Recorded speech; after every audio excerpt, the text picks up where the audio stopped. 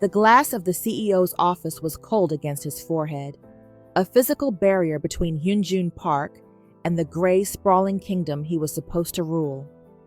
From the 45th floor, Seoul looked like a circuit board, efficient, electric, and utterly devoid of heart. The office behind him was a fortress of steel and silence, a mausoleum built for a living man. Hyunjun adjusted the cuff of his charcoal suit. It was bespoke, Italian wool, and cost more than the average citizen made in a year. To him, it felt like a prison uniform. The heavy oak door clicked open. Hyunjun didn't turn around. He didn't have to. Only one person entered his office without knocking, and her footsteps clicked with the sharp, rhythmic precision of a ticking clock. "The press release for the merger is drafted," Minji announced, her voice as smooth and cool as polished marble. "Father says we sign the final share transfers immediately after the I-do's." Hyunjun stared at his reflection in the window. Hollow eyes, a jaw set in grim resignation. "Is that what we're calling it now?" he asked, his voice low. "A merger? I was under the impression it was a wedding." Minji laughed. It was a dry, humorless sound, like dead leaves skittering across pavement. "Don't be melodramatic, Hyunjun. We are two corporations merging assets. Romance is for poor people who can't afford power." She paused, the rustle of silk indicating she was checking her watch. "The car is downstairs. Don't be late to the rehearsal." The door clicked shut again, sealing the silence back inside. Hyunjun pressed his forehead harder against the glass, closing his eyes against the glare of the city. His chest felt tight, a band of iron restricting his lungs. "Just get through it," he whispered to the empty room. "Just breathe." 30 miles away, Incheon Airport was a riot of noise, color, and motion. Crystal Tellis stepped out of the arrival gate and inhaled sharply. It smelled like jet fuel and possibilities. Despite the 14-hour flight from Chicago, adrenaline was doing a fantastic job of masking her exhaustion. She adjusted her grip on her bright yellow suitcase, her curls bouncing as she scanned the crowd. "Crystal!" The scream pierced the polite murmur of the arrivals hall. Yuna was sprinting toward her, completely disregarding Korean etiquette. "You made it! You actually made it!" Crystal dropped the handle of her bag just in time to be tackled. They hugged tightly, a collision of warmth and familiarity in a foreign land. "Girl," Crystal laughed, squeezing her friend back, "for a free trip to Seoul and to see my best friend, I would have swam across the Pacific." Yuna pulled back, holding Crystal at arm's length. "You look amazing. Tired, but amazing. But listen, we have to rush. I have to stop by the venue for a family check-in before I can take you to the hotel. It's huge. You're going to die." "As long as there's food," Crystal grinned, her eyes sparkling, "you can drag me wherever you want. I'm just happy to be here." The Grand Shilla Hotel didn't just smell like lilies, it smelled like money, the kind of old, heavy money that suffocated the air. Crystal wandered down a corridor lined with gold-leafed mirrors, feeling distinctly out of place despite the confidence of her outfit.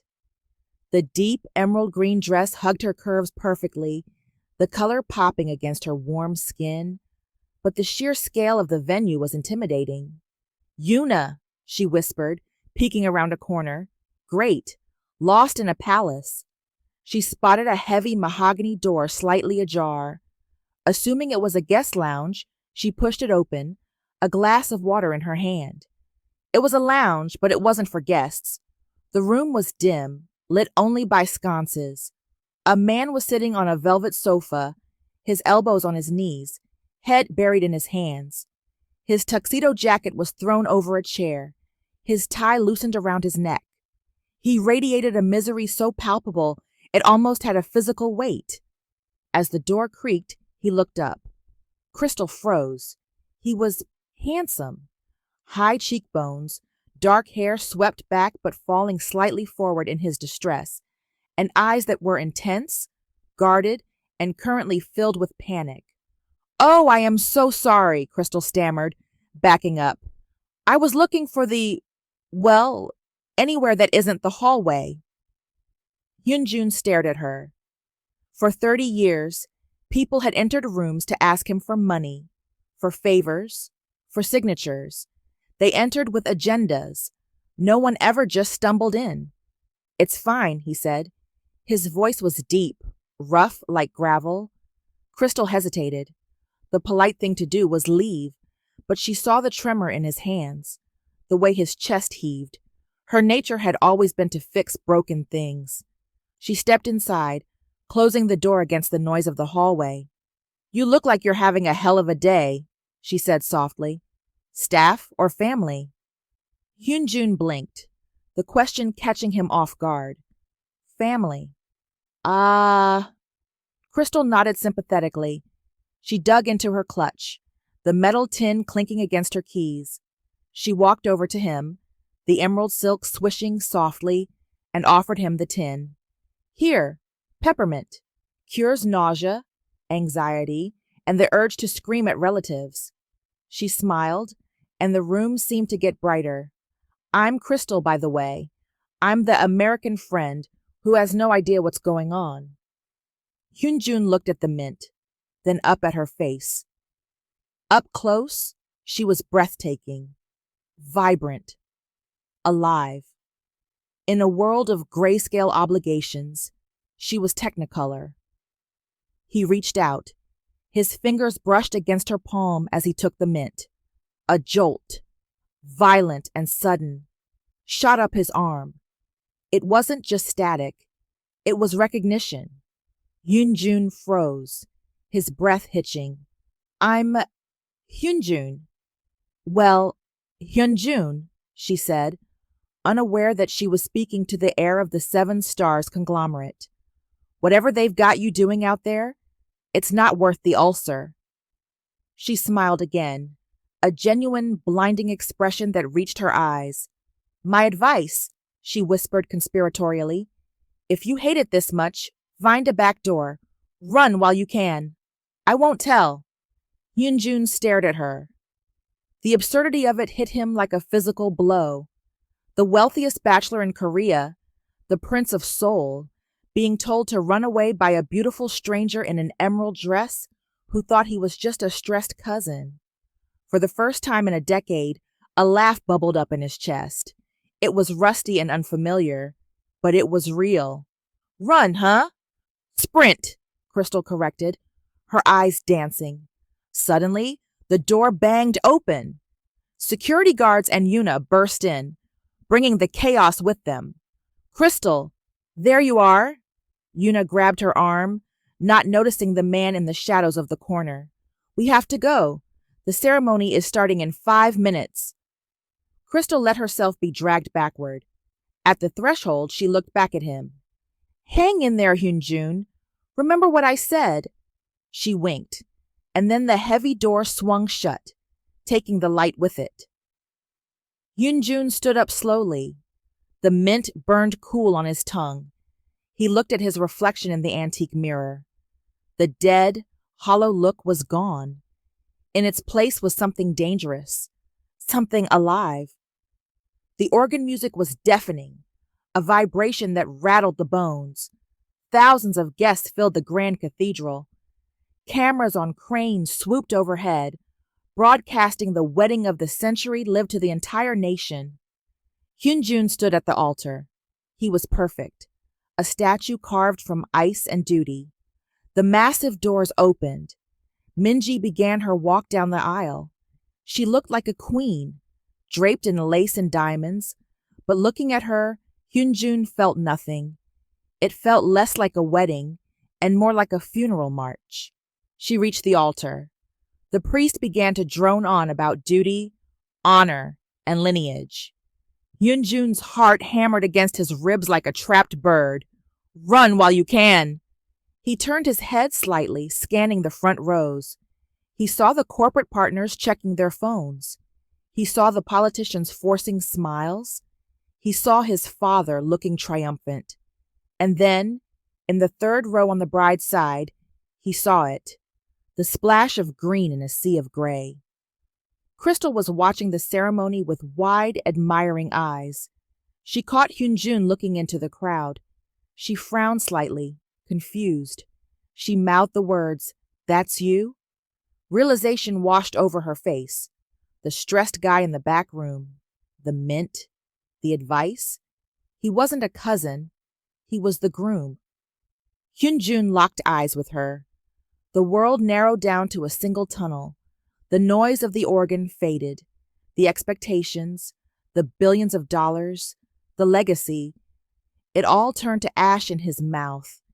He looked at Minji, who was subtly checking her manicure against the silk of her dress. Then he looked back at Crystal, who looked at him with that same grounding human warmth. He realized he was drowning, and she was the only oxygen in the room.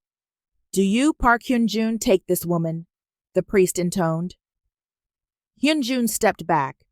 The movement was small but violent. The microphone screeched with feedback. "No." The silence that fell over the cathedral was absolute. A pin dropping would have sounded like a gunshot. "What are you doing?" Minji hissed through her teeth, her smile fixed but her eyes lethal. Hyunjun looked at her, then out at the crowd. He raised his voice. "I can't do this!" Gasps erupted like small explosions. The camera flashes went insane, turning the cathedral into a strobe-lit nightmare. Hyunjun ignored his father standing up in the front row, his face turning a shade of purple that promised violence. Hyunjun turned his back on the altar. He walked down the marble steps. He didn't run toward the exit. He walked straight toward the third row. Crystal's eyes went wide. She shook her head slightly, backing into the pew. No, no, no. Hyunjun stopped directly in front of her. He extended his hand, the same hand she had brushed with her fingertips only an hour ago. "You said to run," he said, his voice intense, focused solely on her. Crystal was paralyzed. The entire country was watching. The air was thick with shock. "So let's run." He didn't wait for an answer. He grabbed her hand. His grip was firm, possessive, desperate. He pulled her out of the pew. "Wait, what?" "Hyunjun!" Crystal gasped, stumbling after him. He didn't stop. He dragged her down the center aisle, past the screaming press, past the fainting aunts, kicking open the heavy cathedral doors and pulling her into the blinding, chaotic daylight. Pandemonium wasn't a strong enough word. It was a detonation. The moment Hyunjun and Crystal burst through the heavy cathedral doors, the world dissolved into a nightmare of strobe lights and screaming.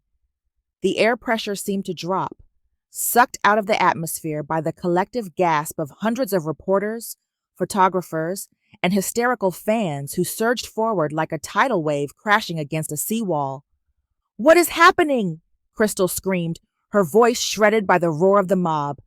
"Hyunjun!" Hyunjun tightened his grip on her hand, his knuckles white. He tried to pull her toward the waiting line of limousines, but the chaos was faster.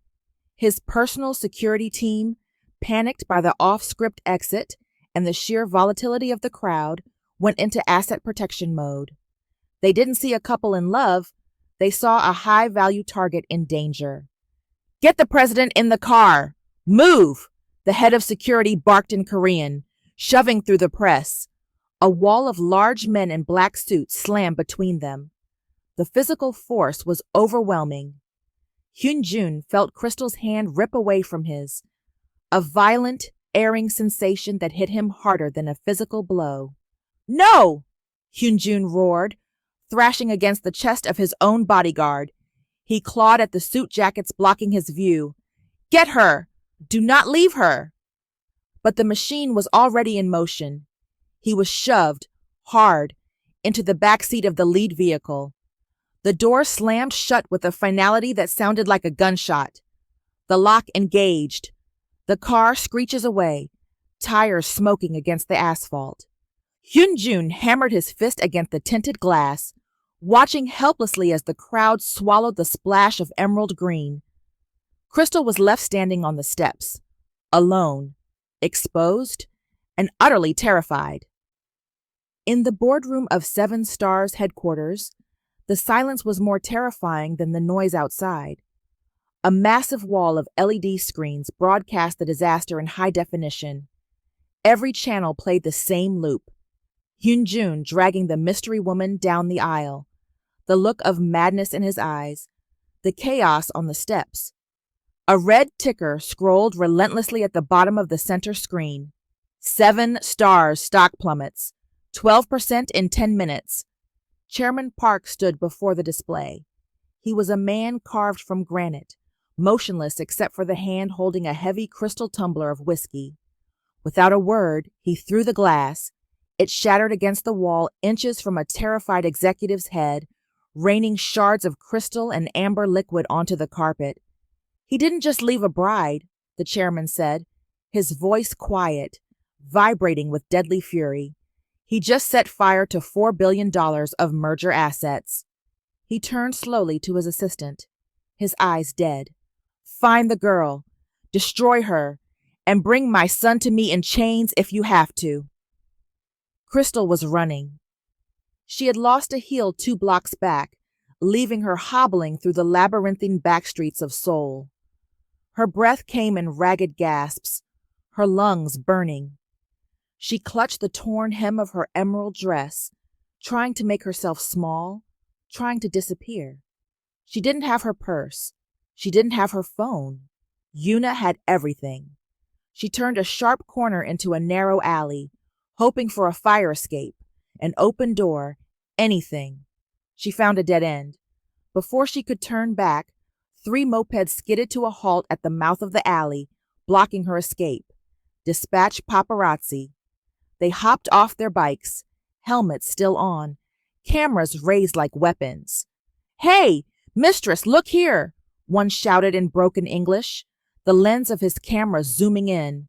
"Is it a baby?" another yelled in Korean, shoving a microphone toward her. "Are you pregnant with the air?" More came running, drawn by the shouting. Suddenly the alley was choked with 20 of them. They were invasive, smelling of sweat and exhaust, shoving massive lenses inches from her face. One grabbed her bare arm to spin her around for a better angle. "Get off me!" Crystal screamed, slapping the hand away. "I don't know who you are." She backed up until her spine hit the rough brick wall. The flashbulbs were disorienting, a blinding staccato of white light that left spots dancing in her vision. She couldn't see. She couldn't breathe. She slid down the wall, curling into a tight ball, shielding her face with her arms. "Please," she sobbed, her voice breaking. "Just stop." Then the sound changed. The whine of the mopeds was drowned out by a low, guttural growl. It was the sound of high-performance machinery, expensive, heavy, and dangerous. 4 matte black sedans drifted around the corner in perfect military formation, boxing the paparazzi in against the alley walls. The doors flew open in unison. It was a military-grade extraction. 12 guards poured out of the cars. They didn't ask the paparazzi to move. They physically cleared them, tossing cameras aside and shoving men into the walls. From the second car, Hyunjun stepped out. He had lost the bow tie. His white shirt was unbuttoned at the collar, exposing his throat. His face was a mask of terrifying, icy rage. He walked through the path his guards had cleared, his eyes fixed on the huddle of green silk against the brick wall. The paparazzi fell silent. The temperature in the alley seemed to drop 10 degrees. Hyunjun reached her. He didn't say a word. He stripped off his tuxedo jacket and draped it over her shaking shoulders, covering her exposed skin from the prying eyes. He crouched down, balancing on the balls of his feet. "Did they touch you?" His voice was low, trembling with a mix of adrenaline and violence. Crystal looked up. Mascara streaked her cheeks. She nodded, her throat too tight to speak. Hyunjun stood up. He turned to his head of security, his face utterly void of mercy. "Get their memory cards," he ordered in Korean, his voice cold as death. "Break the cameras. If anyone posts a photo of her face, I will sue them into poverty for 3 generations. He turned back to Crystal and scooped her up into his arms, bridal style. She buried her face in the crook of his neck, inhaling the scent of sandalwood, sweat, and safety. He carried her to the car, ignoring the chaos of smashed equipment behind him, and slid her into the leather back seat, climbing in immediately after her. The heavy door slammed shut, sealing them inside a vacuum of silence. The outside world, the screaming, the flashes, the fear, was instantly cut off. The car accelerated smoothly, the engine purring. Crystal pushed herself into the corner of the seat, wrapping Hyunjun's jacket tighter around herself. The shock was beginning to wear off, replaced by a sharp, stinging anger. "You left me," she accused, her voice shaking. "You grabbed me, dragged me out there, and then you left me." "I didn't," Hyunjun started, reaching for her. "The security, they separated us. I came back the second I could." He tried to take her hand to check for injuries. She slapped his hand away. "Don't!" she snapped. "Just take me to the Shilla Hotel. Yuna has my passport. I'm booking the first flight back to Chicago. I am done with your movie star drama." Hyunjun looked at her. He saw the fire in her eyes, the resilience that had drawn him to her in the first place. It made him want her even more. But he also saw the reality that she didn't understand yet. "No." Crystal blinked. "Excuse me?" "I can't take you to the Shilla," Hyunjun said calmly, settling back into the seat. "The press is already there. They are swarming the lobby. They are camping outside your room. If you go there, you will be torn apart. Then take me to the airport." "And go where?" Hyunjun asked, his logic ruthless. "You have no passport. Yuna is currently being detained by my father's security team for questioning. You have no phone, no money, and face it, Crystal, right now, you are the most hated woman in South Korea." Crystal stared at him, her mouth opening and closing. The reality sank in like a stone in her gut. She was trapped. "So what am I supposed to do?" she whispered. "Live in this car?" Hyunjun leaned back, his eyes darkening. He tapped the partition glass, signaling the driver. "We are going to the Sky Palace." "What is the Sky Palace?" Hyunjun looked at her, and for a second, the protector vanished, replaced by something darker. The predator who had finally caught his prize. "My home. It's the only place in this city where my father cannot reach you." Crystal narrowed her eyes. "For how long?" "Until I say it's safe." Crystal looked out the tinted window. They were speeding toward the Han River, where a massive, futuristic skyscraper pierced the clouds, dominating the skyline. She looked back at Hyunjun. He wasn't looking at the road. He was watching her, studying her like a puzzle he had been waiting his whole life to solve. "This feels like a kidnapping," she said. Hyunjun reached into the mini fridge, pulled out a bottle of water, and cracked the seal. He handed it to her. "Call it protective custody." "Drink," he urged softly. "You're shaking." Crystal took the water. She hated that she needed it. She hated that he looked so calm while her life was imploding. But mostly, she hated that even now, with her world in ruins, being this close to him felt magnetic.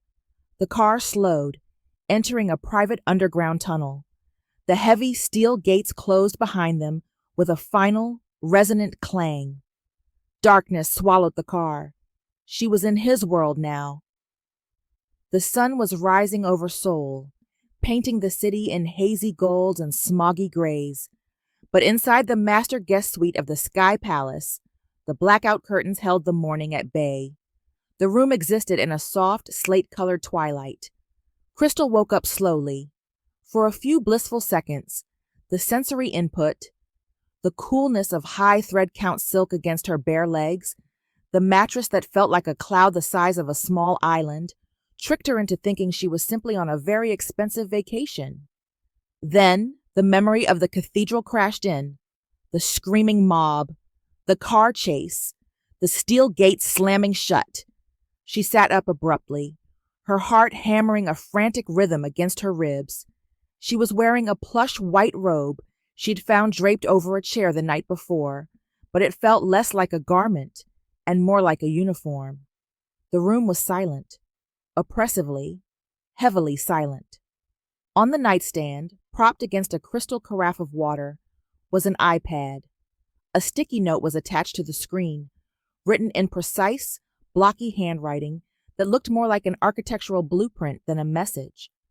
The Wi-Fi password is your birthday. Help yourself to anything in the kitchen. I am working in the study. H. Crystal scoffed, peeling the note off and crumbling it in her fist. My birthday? Creep. She snatched up the iPad and unlocked it. She ignored the news apps. She knew her face was plastered on every screen in the country and went straight to a travel site. Okay, she muttered, her fingers flying across the glass. Chicago. One way. First class. Get me out of here. She selected the first flight out, departing in 4 hours. She entered her passport details from memory. She hit book. A spinning wheel appeared. She held her breath. Error code. 404. Unable to process passenger credentials. She frowned, refreshing the page. Maybe the site was down. She switched to Delta. She entered her info again, jabbing the screen harder this time. Error. Passport flagged. Contact embassy. She felt a cold knot form in her stomach. She tried Korean Air. Error. Travel restricted. Indefinite delay. This wasn't a glitch. This wasn't bad Wi-Fi. This was a wall. He didn't, she whispered, the realization turning the cold knot into a hot coal of anger. She jumped out of bed, grabbing the iPad like a weapon. Crystal stormed out of the bedroom and into the main hall. The penthouse was absurdly large, a cavern of minimalist stone, glass, and steel. Floor-to-ceiling windows offered a panoramic view of the city far below, which looked less like a home and more like a circuit board he owned. She was about to scream his name when she heard a voice, low, dangerous, a tone she had never heard him use. She followed the sound to a set of open double oak doors. Hyun-jun was pacing behind a massive desk. He had shed the tuxedo for black slacks and a crisp white shirt, the sleeves rolled up to expose forearms corded with tension. He was wearing a headset, staring out the window, looking nothing like the soft, panicked man who had held her hand in the car. He looked like a shark in a tank he had built himself. I don't care if the shareholders are panicking, Hyun-jun said in English, his voice ice cold. Let them sell. I will buy back the stock at the bottom and own 80% of the company by Friday. He paused, listening to the person on the other end, his jaw tightening. No, he cut in, lethal and sharp. Tell the board if they leak one word about her location, I will liquidate the subsidiary in Busan. I will put 3,000 people out of work by lunch. Try me. He tapped the headset, ending the call with a violent finality. He stood there for a moment, radiating a terrifying kinetic energy. Crystal stood frozen in the doorway, shivering slightly. This was the cold prince Yuna had warned her about. This was the man who moved billions of dollars with a threat. Then Hyun-jun turned. His eyes landed on her. The transformation was instantaneous and disorienting. The ice melted. His shoulders dropped. The menacing aura vanished, replaced by a soft, attentive warmth that made the air in the room feel suddenly heavier. You're awake, he said gently, as if he hadn't just threatened the livelihoods of 3,000 people. Did you sleep well? Crystal walked into the room, holding the iPad up like evidence in court. Passport flagged? Indefinite delay? She threw the device onto one of the leather guest chairs. You didn't just bring me here for safety, Hyunjun. You trapped me. Hyunjun sighed, pulling the headset off and tossing it onto the desk. He walked around the massive oak barrier, leaning against the front of it, crossing his arms casually. I didn't trap you, he said calmly. I hit pause. You hacked the airlines? Crystal demanded, her voice rising. Who even are you? I own the software two of those airlines use. It was a simple phone call. Unlock it. Now. I want to go home. I can't do that. Why? Crystal stepped closer, her anger overriding her fear. Because you're obsessed? Because you think this is some twisted K-drama where you get the girl if you lock her up? Hyunjun pushed off the desk and stepped into her space. He towered over her, but he didn't loom. He looked imploring. Because there are 40 reporters at Incheon Airport checking the passenger manifest of every flight to the U.S., he said, his intensity burning. If you show up there, you won't make it to security. You'll be mobbed. And my father has people there too. They aren't as polite as the press. He stopped a few feet from her, letting the reality of the threat sink in. I paused your travel for your protection. That is the truth. Crystal crossed her arms, skepticism etched into every line of her face. So I'm just supposed to sit here? In your tower? For how long? Hyunjun tilted his head, calculating. He gestured to the leather chairs by the window. Sit. Let's make a deal. Crystal hesitated, eyeing him warily, then perched on the edge of the chair, ready to bolt. Hyunjun sat opposite her, leaning forward, elbows on his knees, leveling his gaze with hers. Give me 2 weeks. 2 weeks? The news cycle in Korea is fast, he explained. In 2 weeks, a pop star will get arrested or a politician will take a bribe and they will forget about the runaway groom. In 2 weeks, I can get you out of the country secretly on a private jet, unseen. And why would I agree to stay in this fishbowl for 2 weeks with a man I barely know? Hyunjun looked at her. He saw the pride in her jawline, the exhaustion in her eyes. He knew he had to play dirty. He couldn't force her heart, so he had to appeal to her survival instinct. $150,000. Crystal blinked, startled. What? That's the remaining balance on your student loans from Parsons School of Design, he said smoothly, plus the business loan you took out to start your marketing consultancy, Tellus Creative, which, according to my research, is struggling to find high-tier clients. Crystal's mouth dropped open. She stood up, furious. You investigated my finances? That is violating. It's thorough, Hyunjun corrected, unflinching. Look, Crystal, I ruined your vacation. I dragged you into a scandal. I owe you. He stood up, matching her height. Stay for 2 weeks. Let me ensure your safety. Let me prove I'm not the villain. In exchange, when you leave, your debt is zero, and I will provide an angel investment of $500,000 for your agency. No strings attached. Crystal stared at him. Her brain was screaming danger. Run. He's crazy. But her bank account was screaming freedom. That money would change the trajectory of her entire life. It would mean she wasn't drowning in interest payments for the next 10 years. It would mean she could breathe. She looked at his face. Beneath the business logic, she saw desperation. He was bribing her to stay because he didn't know how to ask. 2 weeks, she said, her voice shaking slightly. Separate bedrooms. I come and go as I please, with security. And you put that offer in writing. Hyunjun smiled. It was a small, victorious expression. I'll have the contract ready by dinner. Night had fallen over Seoul, turning the city below into a glittering sea of artificial light. The dining room was dimly lit, intimate, the table set for two. Hyunjun walked in from the kitchen holding two steaming plates. He had changed out of his shark-like business attire into a soft gray cashmere sweater. He looked approachable, safe. He placed a plate in front of Crystal. The rich, savory smell of soy, garlic, and slow-cooked beef filled the air. Galbi Jim, braised short ribs. I dismissed the chef for the night, Hyunjun said. I prefer privacy. I hope you like beef. Crystal looked at the food. It was beautifully plated. She looked up at him in surprise. You cook? I learned when I was studying in the States, he said, sitting down across from her. It was the only time I had control over what I put in my body. Crystal picked up her silver chopsticks. She handled them with practiced ease, picking up a piece of radish and beef.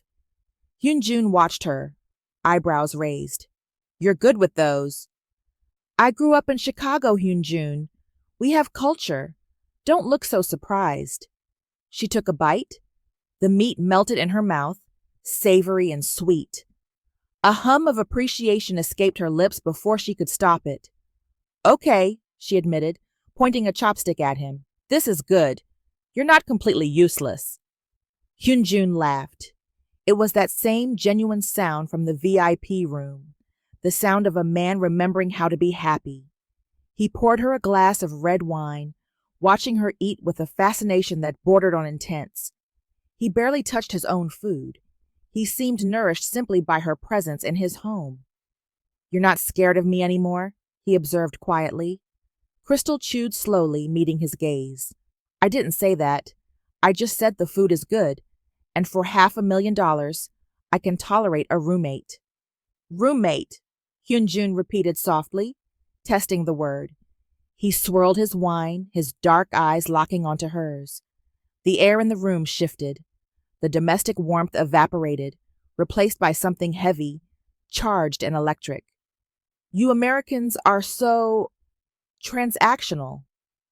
Says the man who just bought 2 weeks of my time, Crystal countered, refusing to look away. I didn't buy your time, Crystal. He leaned forward, his voice dropping to a whisper that vibrated in her chest. I bought your attention. Now I have 14 days to convince you not to use that return ticket. Crystal stopped chewing. Her heart hammered a frantic rhythm against her ribs. She realized, with a sudden jolt of panic and thrill, that she had walked willingly into the lion's den, and the lion was hungry. Morning sunlight poured into the penthouse living area, illuminating the stark contrast between the room's sleek, Italian minimalism and the woman standing in the center of it. Crystal tugged at the hem of the white dress shirt, cinching the leather belt she'd scavenged tighter around her waist. It was Hyunjun's shirt. It engulfed her frame, the cuffs rolled up 3 times, the fabric smelling of crisp laundry detergent, and the faint, intoxicating scent of sandalwood that seemed to cling to everything he owned. Paired with ankle socks, she looked ridiculous. She also looked undeniably chic. Hyunjun was seated at the marble island, an espresso in one hand and a tablet in the other. As she entered, he looked up. His hand froze midair, the cup pausing halfway to his mouth.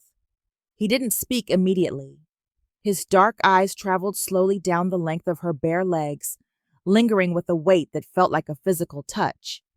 My shirt looks better on you, he said, his voice dry but laced with an undercurrent of appreciation. I should just give you my wardrobe.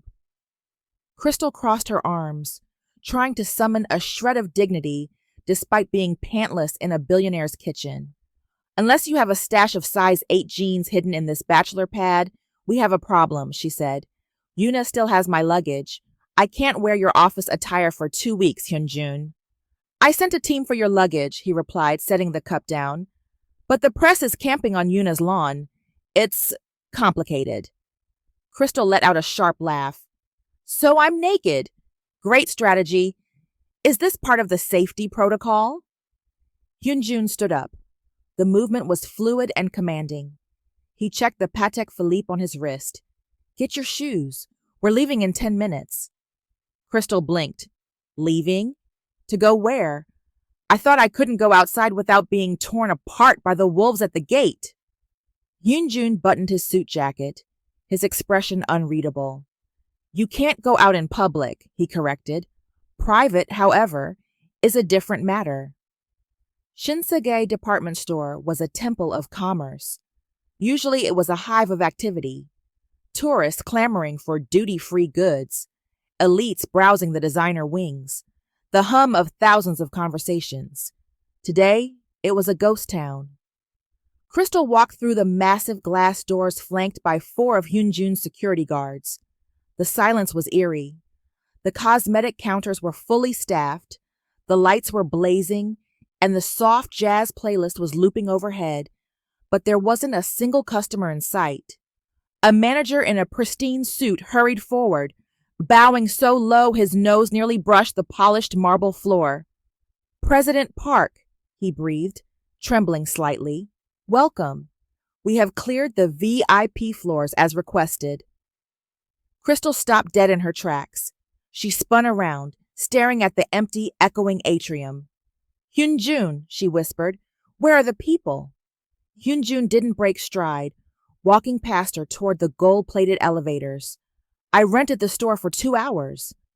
Crystal scrambled to catch up to his long strides. You rented a department store? The whole thing? It was the only way to ensure security, he said, pressing the button for the top floor. Come, we're burning daylight. Crystal stared at his broad back. It was the most arrogant, excessive, and wildly attractive thing she had ever witnessed. She hated how much she liked it. The VIP suite was a world within a world. Velvet sofas, champagne chilling in a silver bucket, and mirrors angled to catch every flaw and every triumph. Racks of clothing had already been pulled. Gucci, Prada, and avant-garde local designers. Crystal stepped out of the changing room, the silk of the midnight blue cocktail dress sliding against her skin. It was backless, plunging deep and dangerous. Hyunjun was sitting on the velvet sofa, legs crossed, a glass of water in his hand. He wasn't looking at his phone. He wasn't checking the stock market. He was waiting. She turned. Hyunjun's eyes darkened instantly. He traced the line of her body from the curve of her neck down to her heels. The air in the room seemed to vanish, sucked into the vacuum of his gaze. He didn't smile. He looked hungry. It's a bit much for a roommate, isn't it? Crystal asked, her voice sounding breathless to her own ears. Turn around, he commanded. His voice was low, rough like sandpaper. Crystal hesitated, her heart thumping a frantic rhythm. She turned slowly. The dress dipped low, exposing the curve of her spine. Hyunjun's grip on his water glass tightened until his knuckles turned white. Keep it, he said. Next. Hyunjun, I need jeans, she argued, peeking over her shoulder. T-shirts, not gala gowns. He ignored her completely. Try the red one, now. It became a rhythm, a dance. She went back in. She came out in a tailored red pantsuit that made her look like a CEO. He nodded once. Keep it. She came out in a silk slip dress that felt like water. He stopped breathing for a second, his eyes burning. Keep it. He wasn't just buying clothes. He was dressing his queen. His gaze was physical. It felt like a touch on her skin, heating her blood.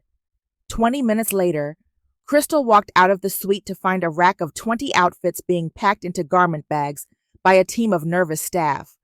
Whoa, stop. She turned to Hyunjun, who was casually handing a matte black credit card to the trembling manager. I didn't say I wanted all of these, Crystal said firmly. I liked 3 of them. The rest are unnecessary. You looked beautiful in all of them, Hyunjun said, not looking at her. We're taking them. Crystal stepped in front of him, blocking his path to the manager. No, we are not. The manager froze, terrified. The security guards looked at the ceiling, pretending to be invisible. No one told Hyunjun Park no. Hyunjun frowned, genuinely confused. It's part of the deal, Crystal. I provide for you. You provide safety, Crystal hissed, lowering her voice but ramping up the intensity. You don't get to treat me like a paper doll you can dress up. She stepped closer, invading his personal space. I am a guest, Hyunjun, not a prisoner, and definitely not a pet. I pick my own clothes. I pay for my own mistakes. If you buy all this, I'm walking out those doors and taking my chances with the paparazzi. Hyunjun stared down at her. His jaw worked tight. He was used to compliance. He was used to gratitude. He wasn't used to a woman fighting for her autonomy against the force of his wallet. He stepped into her space, towering over her, his scent enveloping her. I don't know how to do this casually, Crystal. Do what? Care. The word hung in the air between them, heavy and vulnerable. In my world, he said softly, his eyes searching hers. If you value something, you lock it up. You insure it. You surround it with walls so no one can touch it. I don't know how to protect you without controlling the environment. Crystal felt her anger deflate. She looked at him and saw the flaw in his programming. He wasn't trying to own her. He was terrified of losing her. Then learn, she said, her voice softening. Start by letting me pick the shoes. Hyunjun exhaled, a long, shaky breath that signaled surrender. He nodded once. Okay, pick the shoes. The mood had settled by the time they reached the ground floor. Crystal had selected 3 sensible pairs of heels and some sneakers, leaving the mountains of couture behind. They were walking toward the private exit, passing the high jewelry counter. Hyunjun stopped abruptly. Wait! He pointed to a glass case. Inside sat a delicate rose gold chain with a single, small diamond solitaire. It wasn't flashy. It was elegant. Permanent. Take that one out, he ordered. The clerk scrambled to unlock the case with shaking hands, presenting the bracelet on a velvet tray. Hyunjun picked it up. Hyunjun, Crystal warned. I said no more gifts. This isn't a gift. He turned to her, taking her left hand in his. His fingers were cool, but his palm was hot against her skin. He slid the sleeve of her sweater up, exposing the delicate underside of her wrist. He wrapped the gold chain around her skin. He fumbled slightly with the clasp, a microscopic tremor in his hands that betrayed his composure. It sat perfectly on her pulse point, catching the light. He didn't let go of her hand. He ran his thumb over the blue veins on the inside of her wrist, sending a shiver straight down Crystal's spine that settled low in her stomach. He looked up, locking eyes with her.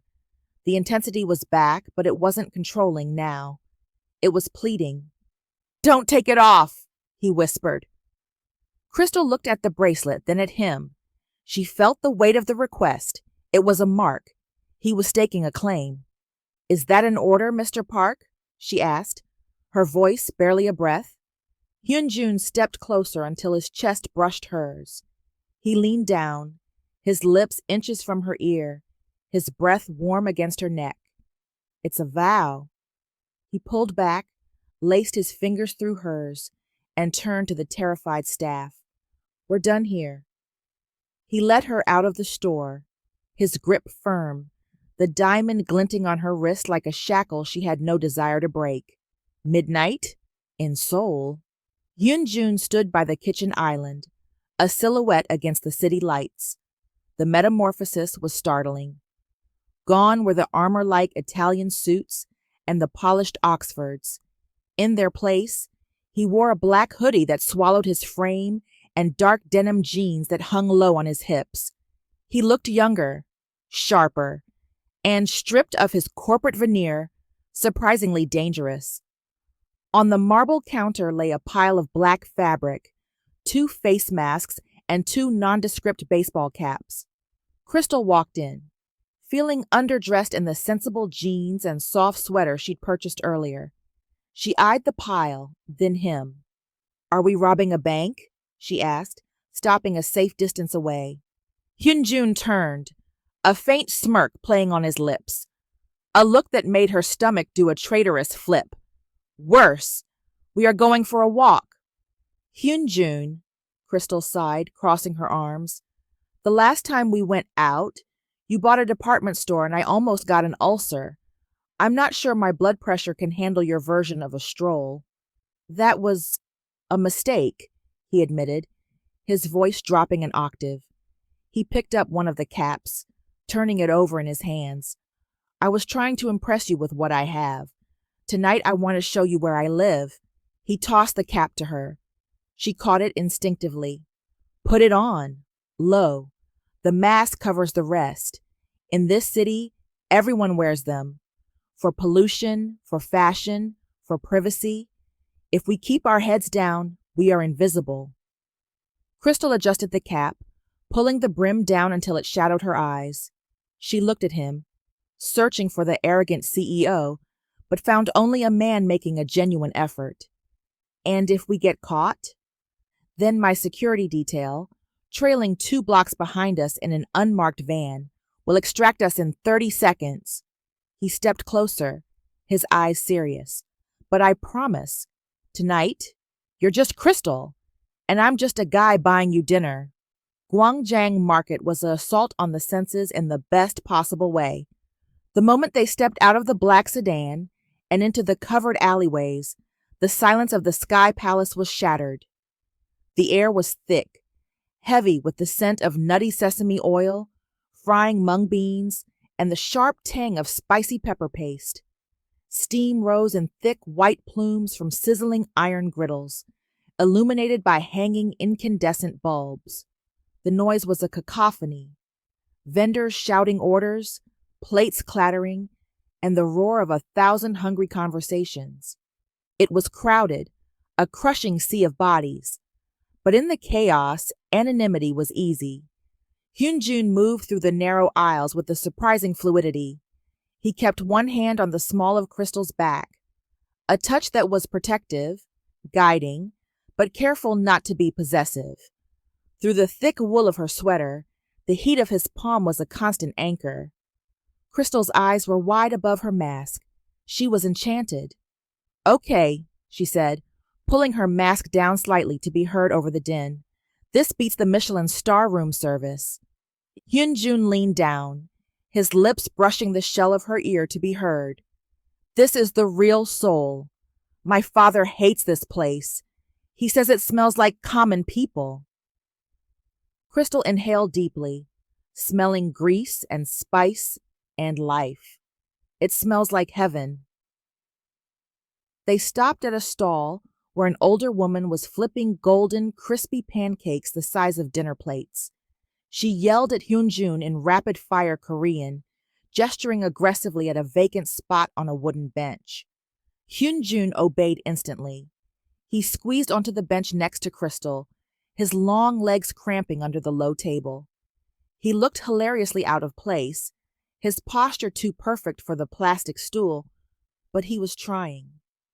The woman slammed a plate of hot binde teok and a copper bowl of cloudy macchioli in front of them. Crystal didn't wait. She grabbed a pair of metal chopsticks, broke off a jagged piece of the pancake, dipped it in the onion soy sauce, and shoved it into her mouth. Oh my God, she moaned, closing her eyes as the crunch gave way to the soft, savory mung bean interior. Hyunjun wasn't eating. He was watching her. His dark eyes tracked the movement of her lips, the delight on her face. It was a look of fascination, as if her joy was a foreign language he was trying to learn. Eat, Crystal commanded, pointing her chopsticks at him, or I will eat yours too. Hyunjun took a bite, chewing slowly. A shadow of nostalgia crossed his face. I haven't been here since I was 12, he murmured. My nanny used to sneak me out when my parents were at galas. The rebellious prince, Crystal teased.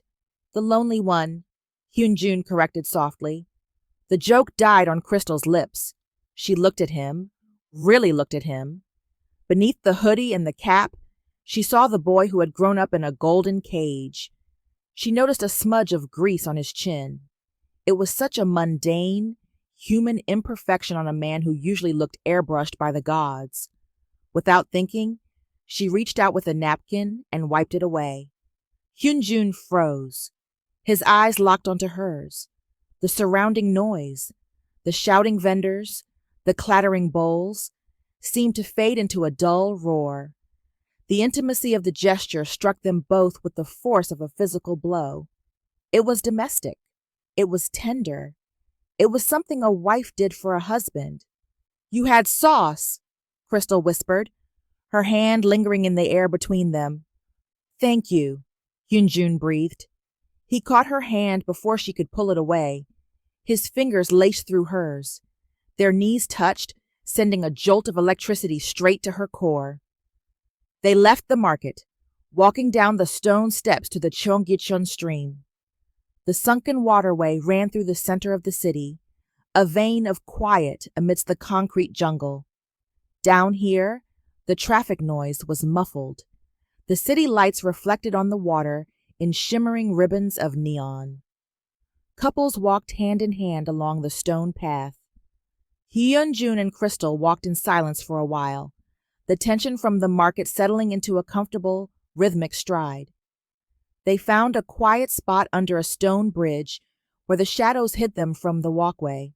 They took off their masks to breathe the cool, damp air. "Can I ask you something?" Crystal asked, leaning against the stone wall. "And I want the real answer, not the press release." Hyunjun turned to her, his face half in shadow. "Ask." "Why did you run?" "Really?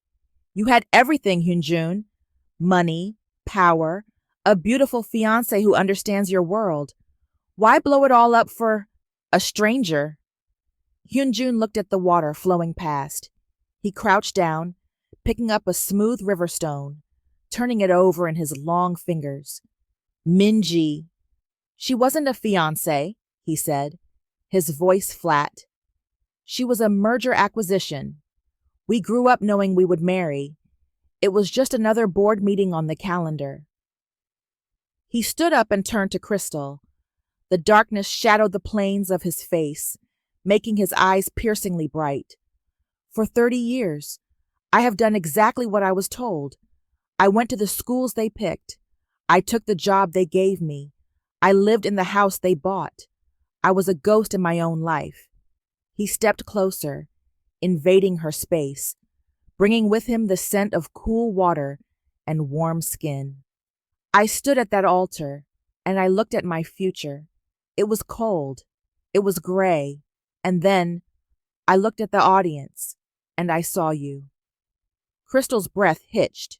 "You were laughing," Hyunjun whispered, reaching out. He tucked a stray curl behind her ear, his hand lingering against her cheek. "You were wearing that ridiculous green dress, and you looked so alive. You looked like oxygen." His thumb brushed her cheekbone. "I didn't think choice existed, Crystal. I thought duty was the only reality, until I saw you. And in that split second, I realized I would rather burn the empire to the ground than spend one more day suffocating in it."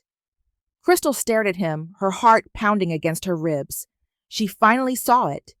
He wasn't the villain of this story. He wasn't a predator hunting prey. He was a man who had been starving for warmth his entire life, and she was the first fire he'd ever found. "So I'm just the escape hatch?" she whispered, her voice trembling. Hyunjun shook his head slowly. "No, you're the destination." The confession hung in the damp air, heavy and terrifying. "Hyunjun," Crystal breathed, stepping back slightly. "That is too much pressure for one person." "I know," he said, dropping his hand. "That's why I'm trying to go slow, but I'm not a patient man." The car ride back to the Sky Palace was silent, but the air inside the sedan was charged, thick with unspoken words. When the car pulled into the private underground garage, the adrenaline of the night began to fade, leaving them both feeling raw and exposed. They stood by the elevator bank, the fluorescent lights harsh after the soft shadows of the stream. "Thank you," Crystal said, clutching her elbows. "For tonight. For the pancakes. Thank you for letting me pretend to be normal for 2 hours," Hyunjun replied softly. The elevator arrived with a cheerful ding. Hyunjun held the door, but Crystal didn't get in immediately. She looked down at the gold chain on her wrist. The vow. Then she looked at him. She stepped forward. She wrapped her arms around his waist and buried her face in his chest. It wasn't sexual. It was grounding. It was an acknowledgement of the lonely boy she had seen in the market. Hyunjun went rigid for a millisecond, stunned. Then he melted. He wrapped his arms around her, burying his face in her hair, inhaling deeply. He held on too tight, like a drowning man clutching a raft in a storm. "You're not alone anymore, Hyunjun," she said, her voice muffled against his hoodie. "We'll figure the rest out." She pulled back, offering him a small, tired, genuine smile. "Good night, roommate." She stepped into the elevator. The door slid shut, leaving Hyunjun standing alone in the concrete garage. He touched his chest where her head had rested. His heart was beating so hard it hurt. The warmth she left behind was fading, replaced by a cold steel resolve. He pulled out his phone. His expression shifted. The vulnerable man from the stream vanished. The CEO returned. He dialed his lawyer. "Wake up the legal team," he said, his voice cutting through the silence like a blade. "I want every asset I have liquid by morning. If my father wants a war, I'm going to buy the battlefield." The afternoon sun filtered through the floor-to-ceiling windows of the Sky Palace, casting long, lazy shadows across the marble floor. Crystal sat in the center of a patch of sunlight, surrounded by a chaotic halo of sketch pads and charcoal pencils. She was trying to lose herself in work, drafting a new logo concept for a client back in Chicago, anything to quiet the noise in her head. Ding. The soft chime of the private elevator echoed through the silent apartment. Crystal looked up, a reflex smile already blooming on her face. "You're home early," she called out, scrambling to gather her papers. "Did you bankrupt another?" The heavy door slid open. The smile died instantly on her lips. It wasn't Hyunjun. Minji stepped out of the elevator like she was stepping onto a runway. She was immaculate, encased in a white Chanel suit that likely cost more than the entire accumulated debt Crystal was currently worrying about. She looked like an ice sculpture brought to life. Sharp, glittering, and utterly devoid of warmth. Her eyes swept the room, dismissive and bored, until they landed on Crystal.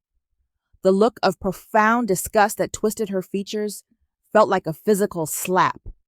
"How did you get in here?" Crystal demanded, scrambling to her feet, her heart suddenly hammering against her ribs. Minji didn't answer.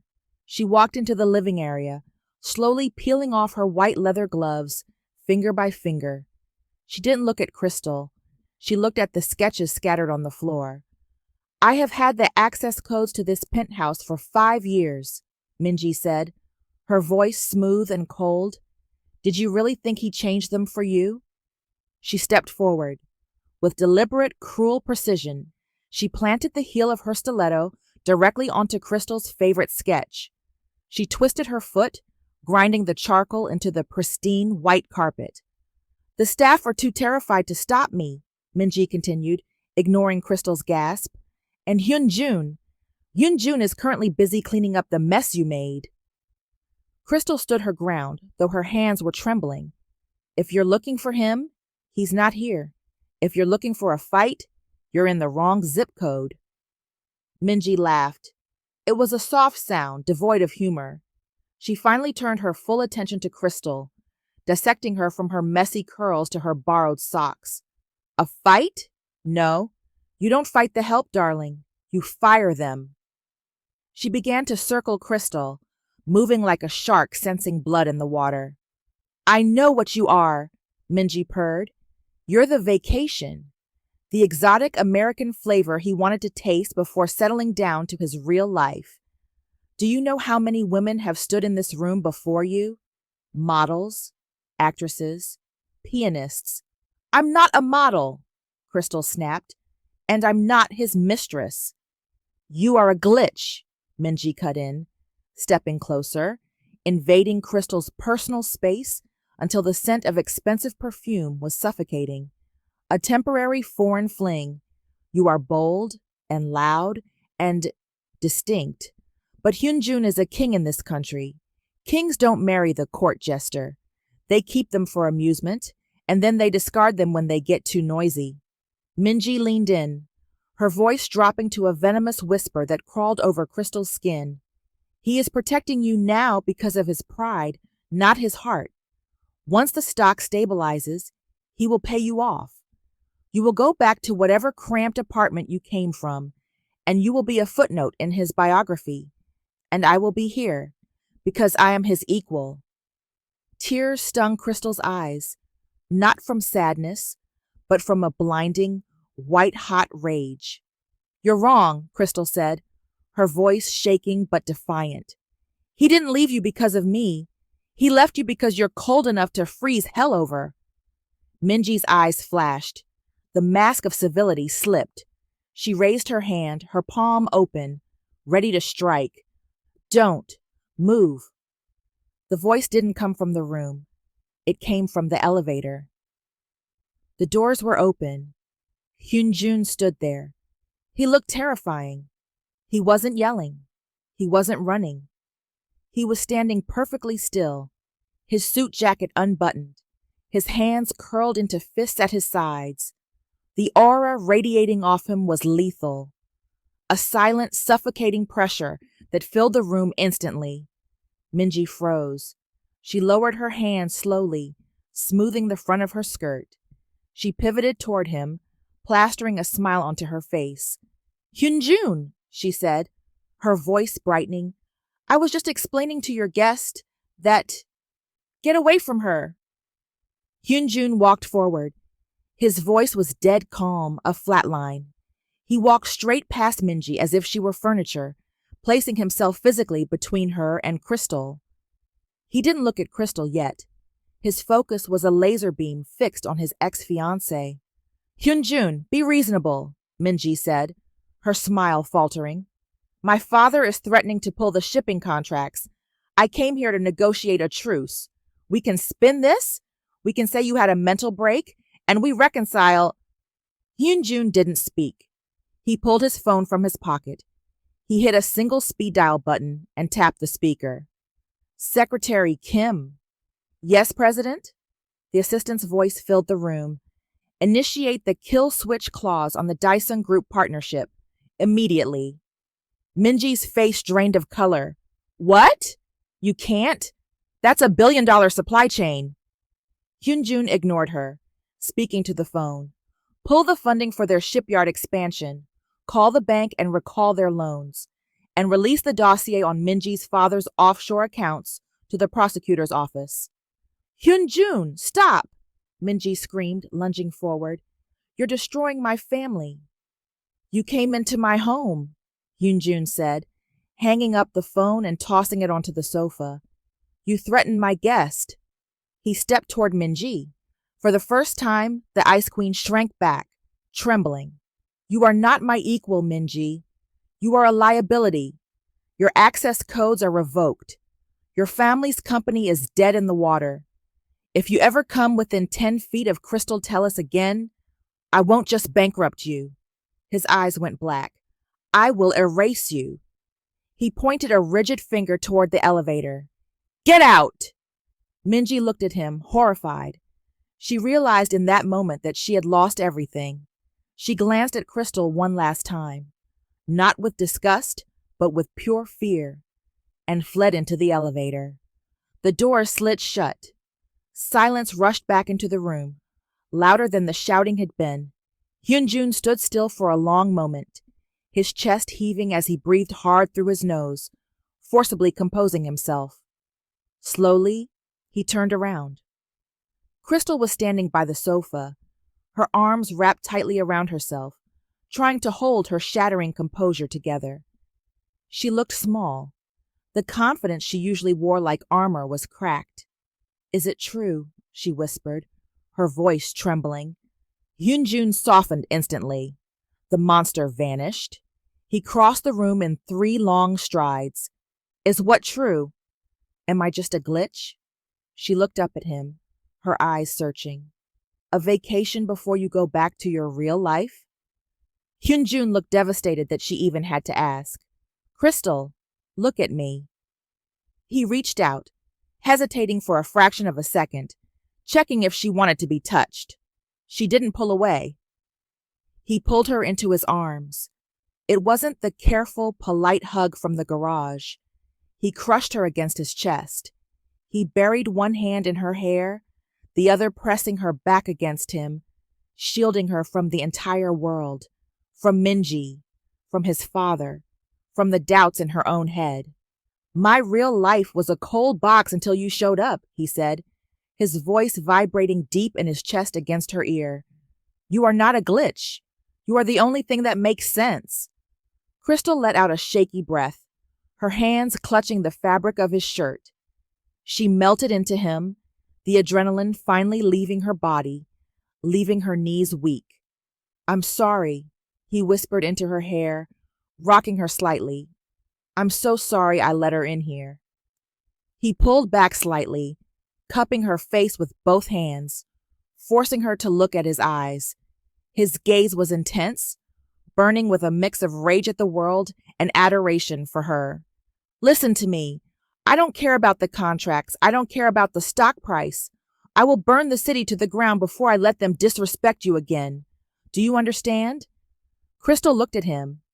She saw the truth written in the hard lines of his jaw and the desperate depth of his eyes. He isn't playing a game. He is entirely, terrifyingly hers. "I believe you," she whispered. Hyunjun rested his forehead against hers, closing his eyes as if in prayer. "Good," he breathed, "because I'm not letting you go. Not now. Not ever." The elevator chime was usually a soft, pleasant sound. Today, it sounded like a warning bell. The door slid open, revealing Yuna. Crystal gasped. Her friend looked wrecked. Yuna's hair, usually polished to a mirror shine, was a knotted mess. Dark sunglasses hid her eyes, and she wore her clothes like she'd slept in them for 3 days. "Yuna!" Crystal rushed forward, wrapping her arms around her. Yuna stood stiffly in the embrace, vibrating with tension. When Crystal pulled back, she saw the fear etched into the lines around Yuna's mouth. "Oh my God. Are you okay? The security team said you were debriefing." "Debriefing is a polite word for interrogation," Yuna said, her voice tight and brittle. She pulled off her sunglasses, revealing bruised, exhausted shadows under her eyes. "His lawyers wanted to know everything, Crystal. How we met, your ex-boyfriends, your credit score, your family's medical history." Crystal recoiled. "What? Why would you tell them?" "Because when the Park family asks, you answer, or you disappear." Yuna grabbed Crystal's shoulders, her grip painful. She wasn't smiling. She looked terrified. "Crystal, listen to me. This isn't a romance novel. I know he's handsome, and I know he saved you from the press, but Hyunjun isn't normal. He's intense." "I know," Crystal defended, though her stomach churned. "But he's been kind to me, Yuna. He's protecting me." "He's not protecting you," Yuna whispered, leaning in close, her eyes darting to the security camera blinking in the corner of the ceiling. "He's collecting you." The words hung in the air, cold and heavy. "I've known him my whole life," Yuna hissed. "He doesn't love things. He possesses them. He hasn't looked at a woman in 10 years, and now he's burned down his whole life for you in 24 hours? That's not love. That's obsession. And when Hyunjun Park decides he wants something, he never lets it go." "You're scaring me," Crystal breathed. "Good, because this won't end well. Get out while you can, Crystal, before the cage door locks for good. The elevator chimed again. A broad-shouldered security guard stepped forward from the shadows of the hallway. Miss Yuna, your time is up. The car is waiting. Yuna gave Crystal one last desperate look, a silent plea to run, before she was escorted back into the steel box. The doors closed, severing the connection. Crystal stood alone in the foyer. The silence of the penthouse, once peaceful, now felt suffocating. Collecting you. She turned and walked down the long corridor.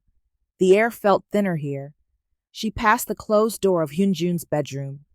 Next to it was a heavy door she had assumed was a utility closet or a linen storage. It was usually locked tight. Today, a small light on the keypad was blinking green. A maid must have forgotten to engage the deadbolt. Crystal hesitated. Yuna's voice echoed in her head. He possesses them. She reached out and pushed the door. It swung open on silent, well-oiled hinges. It wasn't a closet. It was a nerve center. A blast of frigid, conditioned air hit Crystal's face, carrying the dry, static smell of electronics.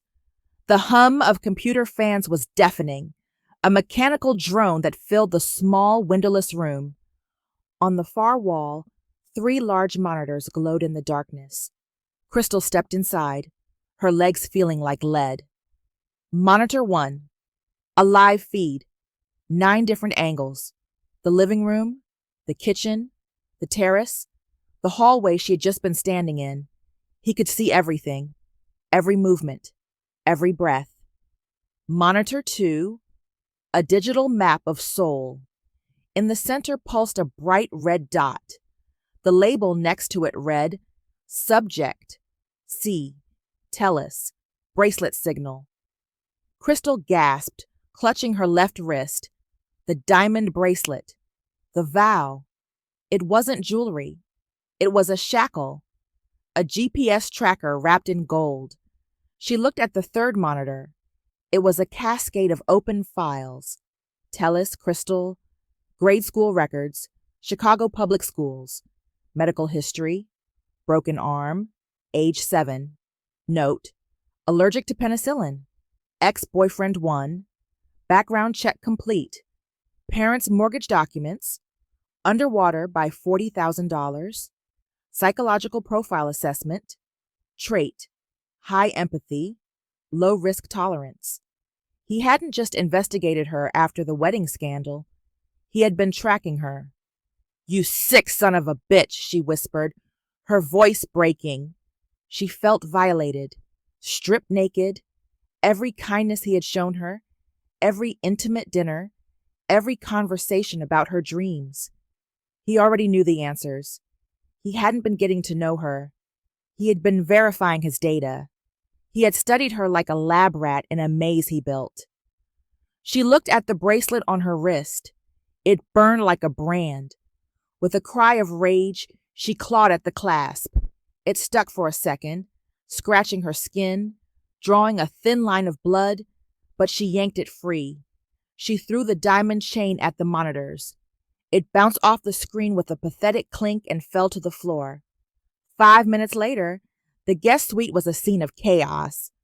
Crystal was throwing clothes into her yellow suitcase with frantic, jerky movements. She didn't fold anything. She jammed sweaters, jeans, and shoes into the bag, her vision blurred by hot, angry tears. She zipped the bag shut, the zipper catching on fabric. She yanked it free. She grabbed her purse. She knew she didn't have her passport. Yuna had said it was with the security team, but she didn't care. She would go to the U.S. Embassy. She would scream and kick until they let her in. She would sleep on the sidewalk if she had to.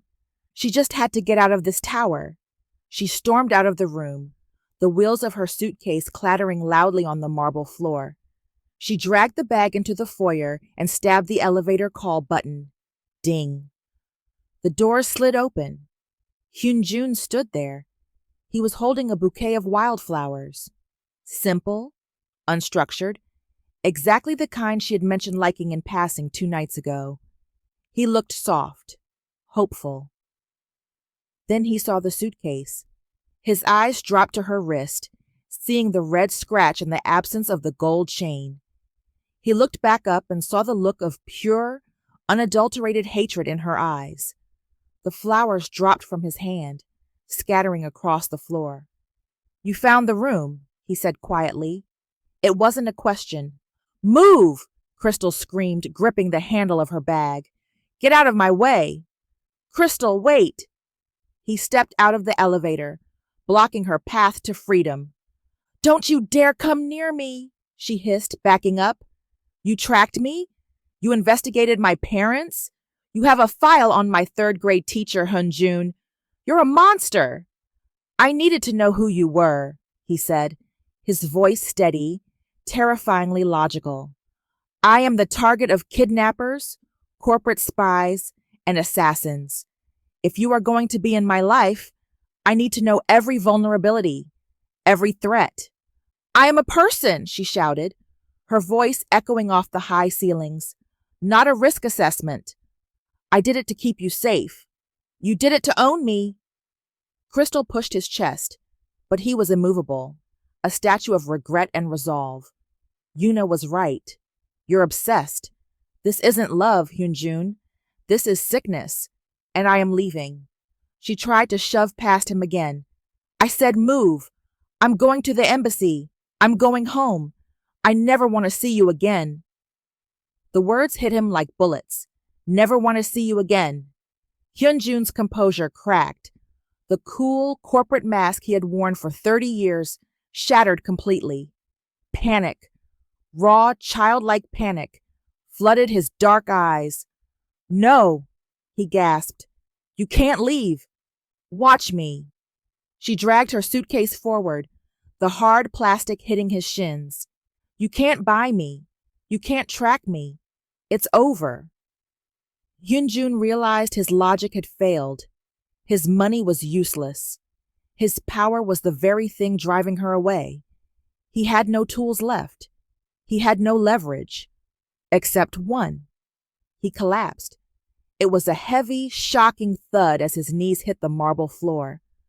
Crystal froze. The sound was sickeningly loud. She turned around slowly. The cold prince of Seoul, the man who brought corporations to their knees and commanded the economy of a nation, was on his knees before her. His head was bowed. His hands reached out, gripping the denim fabric of her jeans. Not pulling, just holding on, anchoring himself. "What are you doing?" Crystal whispered, stunned. "Stand up." "I don't know how else to do this," he said, his voice broken, trembling with a vulnerability she didn't know he possessed. He looked up at her. His eyes were wet. He looked utterly destroyed. "I have never loved anyone," he rasped. "I have never been loved.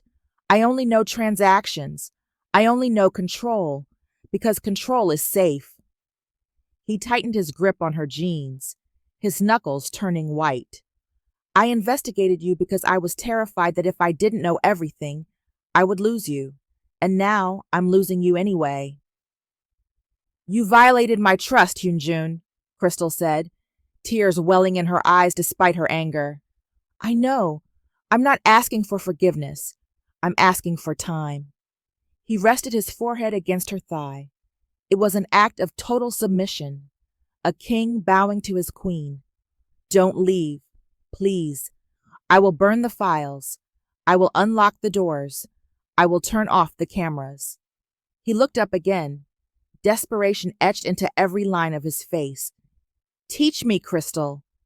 Teach me how to love you properly. Teach me how to be the man you need, instead of the man I was built to be." The silence stretched, agonizingly long. The only sound was Hyunjun's ragged breathing. Crystal looked down at him. She saw the monster, yes, the obsession. But she also saw the boy who was raised in a golden cage, who didn't know the difference between holding a hand and cuffing a wrist. She gripped the handle of her suitcase. Her knuckles turned white. She looked at the elevator, then back at him. "Get up," she whispered. "Not until you say you'll stay." Get up, Hyunjun, she said, her voice hard but wavering. He slowly rose to his feet, his eyes never leaving hers, searching for his sentence. Crystal took a breath. She let go of the suitcase handle. It fell back against the floor with a dull thud. The files are deleted. Tonight. The cameras in the house are off. Tonight. And if you ever track me again, I won't just leave. I will make sure you never find me. Hyunjun exhales, a sound like a man surfacing from deep water. Done. I'm not staying because I forgive you, Crystal said, her voice thick. I'm staying because... She stopped. She couldn't admit the truth yet, that her heart was breaking for him. Just delete the files. She turned and walked back down the hall toward her room, leaving her suitcase standing in the foyer. Hyunjun stood there, shaking, watching her walk away. He looked down at the discarded diamond bracelet on the floor. He picked it up. He put it in his pocket, not to track her, but because 10 minutes ago it had touched her skin. The server room, once a hive of digital surveillance, was now a tomb. The hum of the cooling fans had died, leaving a silence that felt heavy and suffocating. In the center of the room, Hyunjun Park stood over a metal trash bin. The orange glow of a match flared in his hand, illuminating the sharp planes of his face. He held a stack of papers. Crystal's medical records, her school transcripts, her parents' mortgage deeds, the sum total of her privacy, reduced to pulp. He dropped the match. The paper caught instantly. Hyunjun watched the flames curl the edges of the pages, turning secrets into ash. The smell of burning paper mixed with the sterile, ozone scent of the electronics. He didn't stop there. He turned to the server rack, his movements jerky and violent. He gripped the handle of the primary hard drive bay and yanked. Metal shrieked against metal as he ripped the drive from its housing. Crystal stood in the doorway. She had her arms crossed over her chest, a physical barricade. She was watching him, her expression wary, her guard still up. She wasn't ready to forgive, but she was watching. Hyunjun walked over to her. He held out the physical hard drive, a brick of black plastic and steel. The digital copies, he said, his voice rough. The backups, the cloud access keys. It's all on this. He placed it in her hand. It was heavy, warm from the servers. Destroy it. Keep it. I don't care, he said, meeting her eyes. The cameras are off. The tracking software is purged. You are invisible to me now, unless I'm looking right at you. Crystal looked down at the drive, then back up at him. He looked exhausted. The confident, terrifying CEO who had threatened Minji was gone. Standing before her was a man stripped of his armor. And the investigation team? She asked softly. Fired, Hyunjun replied without hesitation, with non-disclosure agreements that carry prison sentences if they speak a single word of your name. Crystal slid the heavy drive into her pocket. It clunked against her hip. It wasn't forgiveness, but it was a start. Okay, she breathed, her shoulders dropping an inch. Then we have a truce. A truce. As the words settled between them, a low, ominous rumble vibrated through the floorboards. It grew louder, shaking the glass walls of the penthouse until the entire building seemed to groan. The typhoon hit Seoul with the force of a sledgehammer. Winds battered the reinforced glass of the Sky Palace, turning the panoramic view of the city into a blur of gray rain and violent flashes of lightning. The world outside was dissolving into chaos. Suddenly, click! The lights died. The low hum of the air conditioning cut out. The refrigerator motor silenced. The penthouse plunged into absolute pitch-black darkness. Whoa, Crystal gasped, reaching out blindly. I thought this place was indestructible. The building switches to emergency generators for the elevators and security systems only. Yoonjun's voice came from the dark, calm and steady.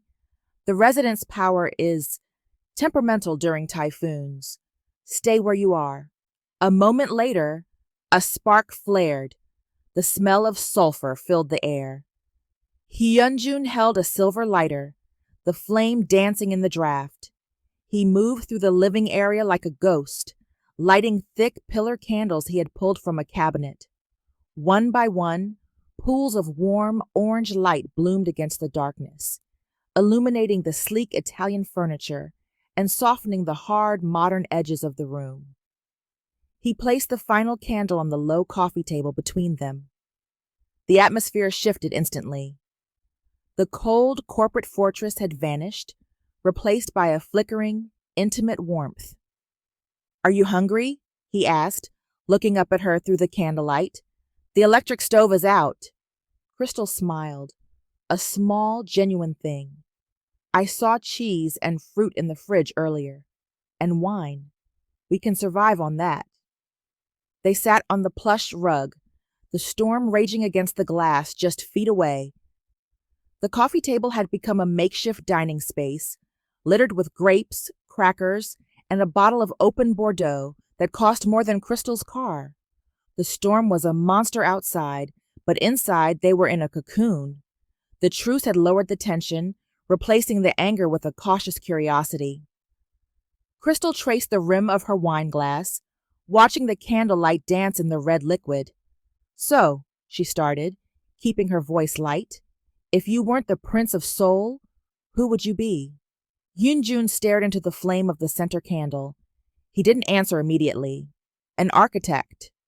Crystal blinked, surprised. "Really? You build things?" "I design them. In my head," he corrected, a wistful note entering his voice. "I wanted to build houses that felt like sanctuaries, places where the world couldn't get in. But my father said architects are employees and parks are owners. So I studied finance." He looked up, his eyes reflecting the twin flames of the candles. "What about you? What is Crystal Tellis chasing?" "Freedom," she answered instantly. She took a long sip of wine. "I grew up watching my parents drown in bills. Good people, working themselves to death just to stay afloat. I promised myself I would never be that vulnerable. That's why I started the agency. That's why I took the loans. I wanted to build something that was mine." She let out a bitter, short laugh. "And look where I am, trapped in a tower depending on a billionaire to clear my debt." Hyunjun reached out. He didn't try to hold her hand. He simply placed his palm over the back of her hand as it rested on the table. His touch was warm, solid. "You're not trapped, Crystal," he said fiercely. "You're paused, and you're not dependent. You're negotiating." Crystal looked down at their hands, his large, manicured hand covering hers. "Is that what we're doing? Negotiating?" "I think we're past that." Thunder cracked again, louder this time, shaking the floor. Crystal flinched instinctively. Hyunjun shifted closer, his protective instinct flaring before he could stop it. "The rain is heavy," he murmured. Crystal stood up, drawn to the massive glass doors that led to the terrace. The rain was sheeting down, washing the city clean. "I love the rain," she whispered. "I want to feel it." She slid the heavy glass door open. The wind howled, whipping her hair back instantly. The sound of the storm was deafening, a roar that drowned out everything else. Crystal stepped out onto the balcony. The cold water hit her face, shocking and revitalizing. She laughed, spinning once in the downpour, letting the water soak her sweater. "Crystal!" Hyunjun yelled, stepping out behind her. He was instantly soaked, his white shirt clinging to his chest, his hair plastered to his forehead. "Come inside! It's freezing!" "It feels real!" she shouted back over the wind, turning to face him. "For days, everything has been fake. The press, the files, the clothes. This is real." Hyunjun looked at her. She was drenched. Her curls were ruined, plastered to her neck. Her clothes were soaked through. She was shivering, and she was laughing at a typhoon. She was the most beautiful thing he had ever seen. He walked over to her, closing the distance. He grabbed her arms to steady her against a gust of wind. "You're going to get sick," he warned, though his voice lacked any real authority. "I don't care." She looked up at him. Rainwater dripped from his eyelashes, running down the sharp planes of his face. They were inches apart. The storm created a wall of noise around them, enclosing them in a small private circle where only gravity existed. The laughter died in Crystal's throat. The air between them charged with an electricity that had nothing to do with the lightning overhead. Hyunjun's gaze dropped to her lips, wet with rain, then back to her eyes. His grip on her arms loosened, sliding up to her shoulders, then to her neck. He cupped her face. His thumbs brushed the rain off her cheekbones. His hands were incredibly warm against her cold skin. "Hyunjun," she breathed. "Tell me to stop," he rasped, his voice low and rough. Crystal looked at his mouth. "I can't." Hyunjun leaned in. He lowered his head slowly, agonizingly, slowly. Crystal's eyes fluttered shut. She tilted her head back, surrendering to the pull. He brushed his nose against hers, a soft, wet slide of skin. He inhaled sharply, breathing in the scent of rain, ozone, and her. His lips hovered millimeters from hers. She could feel the heat of his breath mingling with the cold air. Her heart was hammering so hard, she was sure he could feel it vibrating through his chest. She parted her lips, waiting, wanting. Hyunjun shuddered. Every instinct in his body was screaming at him to take her, to close the gap, to kiss her until the storm disappeared and the world burned down around them. But then he remembered the files. He remembered the look of betrayal in her eyes earlier that day. Control. If he kissed her now, overwhelmed by the storm and the adrenaline and the darkness, he was taking advantage of the moment. He needed her to choose him in the quiet daylight, not just in the chaos of the dark. He pulled back, just an inch. Crystal opened her eyes, confused, hazy with desire. "Hyunjun." He rested his forehead against hers, closing his eyes tight, his chest heaving with the effort of restraint. "Not like this," he whispered, his voice pained. "Why?" "Because I promised. No manipulation," he said, pulling back further.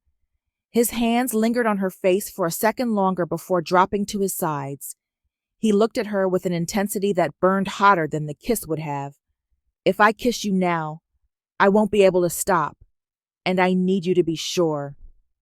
He stepped back, leaving her breathless and shivering in the rain. "I need you to be sure, Crystal, because once I start, I'm never letting you go." He turned and walked back into the candlelight, leaving Crystal standing in the storm, her lips tingling with the ghost of a kiss that hadn't happened, and wanting it more than she ever thought possible. The storm had passed, leaving behind a sky of aggressively bright, polished blue. Sunlight flooded the penthouse kitchen, illuminating dust motes that danced in the air like microscopic stars. For the first time in his life, the silence in Hyunjun's home didn't feel lonely. It felt pregnant with possibility. They moved around the kitchen in a shy, domestic dance, reaching for the same sugar bowl, bumping elbows, pulling back with flushed cheeks. The almost kiss from the balcony hung in the air between them, a static charge that made every glance feel heavy. "I cleared my schedule," Hyunjun said, leaning against the counter as the coffee machine hissed. He watched her like he couldn't quite believe she was real. No meetings, no calls, just us. Crystal smiled, stirring her mug. "And what does a billionaire do on a day off? Count gold coins?" "Whatever you want," he answered, his voice dropping to a register that made her knees weak. It was perfect. It was safe. And then a sharp, electronic shriek shattered the morning. Access override. The mechanical voice boomed from the security speakers. Hyunjun froze, his mug halfway to his lips. Stay here, he ordered, his body instantly shifting from lover to protector. He walked into the foyer just as the reinforced double doors swung open with a pneumatic hiss. Chairman Park walked in. He was a terrifying mirror image of his son. The same sharp jaw, the same height, but stripped of all humanity. He was flanked by 2 severe-looking lawyers and 4 security guards who filled the space with menace. He carried a cane, not because he needed it, but because it looked like a weapon. You don't have an invitation, Father, Hyunjun said coldly, blocking the path to the living room.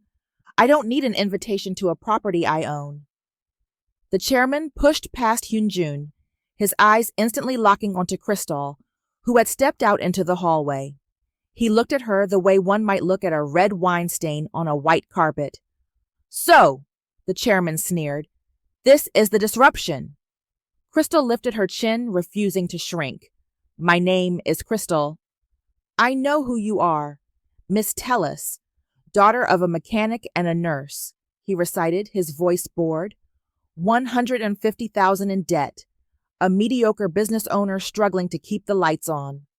He snapped his fingers. Execute it.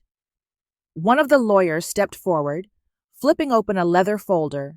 As of 9 a.m., the board of directors has invoked the morality clause in the CEO contract. Hyunjun Park has been removed as CEO of 7 Stars Group. All personal accounts, credit lines, and assets tied to the family trust are frozen. Hyunjun's face hardened, but he didn't flinch. I expected that. I have my own money. The chairman smiled. It was a cruel, thin expression. Do you? We froze the offshore accounts too, Hyunjun. The shell companies. The crypto wallets. We own the banks. He took a step closer to his son. You are currently penniless. You can't even buy her lunch. Before Hyunjun could respond, the chairman turned his gaze to Crystal. And you, if you are not on a plane back to Chicago by midnight, I will have your visa revoked for moral turpitude. You will be deported in handcuffs. Crystal's breath hitched. And, the chairman continued, lowering his voice to a lethal whisper, I will make sure your name is blacklisted from every major corporation in the U.S. and Asia. You will never work again. You will watch your parents lose their home because you won't be able to send them a dime to save them. Don't you threaten her, Hyunjun roared. He lunged at his father, a primal, desperate move, but he never made contact. His own security team, men he had paid for years, men who were loyal only to the checkbook, stepped in, blocking him with a wall of muscle. The chairman adjusted his cuffs, unbothered. Make your choice, son. Come back to the company, marry Minji, and I let the girl go with a generous severance package and her reputation intact. Or stay here, starve, and watch me destroy her life for sport. He turned on his heel. You have 1 hour. The door slammed shut, leaving a ringing, terrible silence in its wake. Hyunjun was shaking with rage. He ripped his phone from his pocket, his fingers flying across the screen to his banking app. Balance, $0. Access denied. With a cry of frustration, he threw the phone across the room. It smashed against the marble wall, shattering into a spider web of glass. It's a bluff, he breathed, pacing frantically. It has to be a bluff. I have contacts. I have friends. He looked at Crystal. She was standing perfectly still, her face pale, her eyes wide. She wasn't born into this world of limitless safety nets. She knew men like Chairman Park. She knew that when they threatened to crush you, they didn't bluff. He's going to ruin my parents, Hyunjun, she whispered. No, I won't let him, Hyunjun insisted, grabbing her shoulders. We'll fight. We can leave Korea. We can go to Europe. With what money? Crystal asked, her voice trembling. He froze everything. You can't even buy a plane ticket. I will figure it out. I am Hyunjun Park. Not anymore. She looked at him. She saw a man willing to jump off a cliff for her, but she knew the physics of this fall. If he jumped, he died. And she died with him.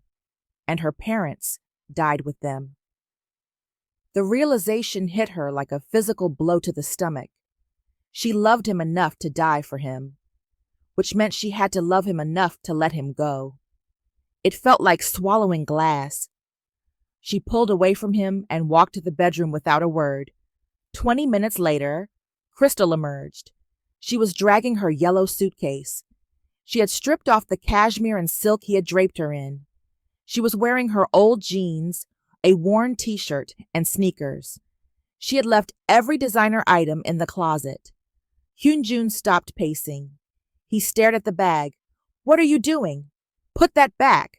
We are going to figure this out. Crystal looked at him. She forced her heart to turn to stone. She forced her eyes to go cold. There's nothing to figure out, she said, her voice icy and devoid of emotion. The ride is over. She walked past him toward the elevator. Hyunjun grabbed her arm, his grip desperate. Crystal, stop. You're scared. I get it. But we promised. A truce. We tackled this together. She yanked her arm away as if his touch burned her. She turned to face him. She had to make him hate her. It was the only way he would let her leave. A truce? Hyunjun, look around. You're broke. He blinked, confused by the cruelty in her tone. It's temporary. Is it? Your father owns you, and frankly, she let out a short, harsh laugh. This isn't what I signed up for. Hyunjun stepped back, stung. What are you saying? I signed up for the billionaire who could wipe my debt and fund my company, she spat. I didn't sign up for a fugitive on a budget. You don't mean that, Hyunjun whispered, his voice shaking. Last night, on the balcony. Last night was atmosphere, she cut him off. It was the storm. It was the idea of you. But in the harsh light of day, you're just a guy with a lot of emotional baggage and no bank account. She looked him up and down, sneering. Minji was right. I was a vacation, and you were a winning lottery ticket. But the ticket is void now. So, I'm going home. Hyunjun stared at her. The light in his eyes died, extinguished instantly. The vulnerability he had painstakingly shown her for the last week hardened into something brittle and sharp. It was a transaction, he whispered. It's always a transaction, Hyunjun, Crystal said, her voice almost cracking. You of all people should know that. She reached into her pocket. She pulled out the diamond bracelet. The vow he had placed on her wrist. She dropped it onto the marble table. Clink. Goodbye. She turned and walked into the elevator. She pressed the button. Hyunjun didn't chase her. He stood frozen, watching the woman he was ready to burn the world for reduce him to a failed investment. The doors slid shut. The second the steel doors sealed, Crystal collapsed. She slid down to the floor, clamping her hand over her mouth to stifle the scream building in her throat. Tears flooded her face, ruining her makeup, hot and blinding. She gasped for air, sobbing violently, her body shaking with the force of her grief. I'm sorry, she choked out to the empty elevator. I'm so sorry. She curled into a ball on the floor, clutching her chest. Physically sick from the lie she had just told to save him, night had fallen. The penthouse was a cavern of shadows. Hyunjun sat on the sofa. He hadn't moved for hours. He was staring at the bracelet on the table, the diamond glinting in the moonlight. Slowly, he reached out and picked it up. He looked at it for a long time. Then, his hand closed around it. He squeezed his fist, tighter and tighter, until the metal dug into his skin and the diamond cut his palm. He didn't feel the pain, A single drop of blood dripped from his fist onto the white carpet. He stood up. He walked to the mirror in the hallway. He looked at his reflection. The soft man who cooked braised ribs was gone. The man who laughed in the market was dead. The cold prince stared back. But this time, he wasn't just cold. He was hollow. He was a black hole where a human being used to be. He picked up the landline, the only phone that still worked. He dialed a number from memory. "Father," he said. His voice was devoid of life. "You're ready to talk?" The chairman's voice was smug. "She's gone. Unfreeze the accounts." "And Minji?" Hyunjun looked out at the city lights, cold and distant. "Set the date." He hung up the phone. "Never again," he whispered to the empty, silent room. He turned and walked into the darkness.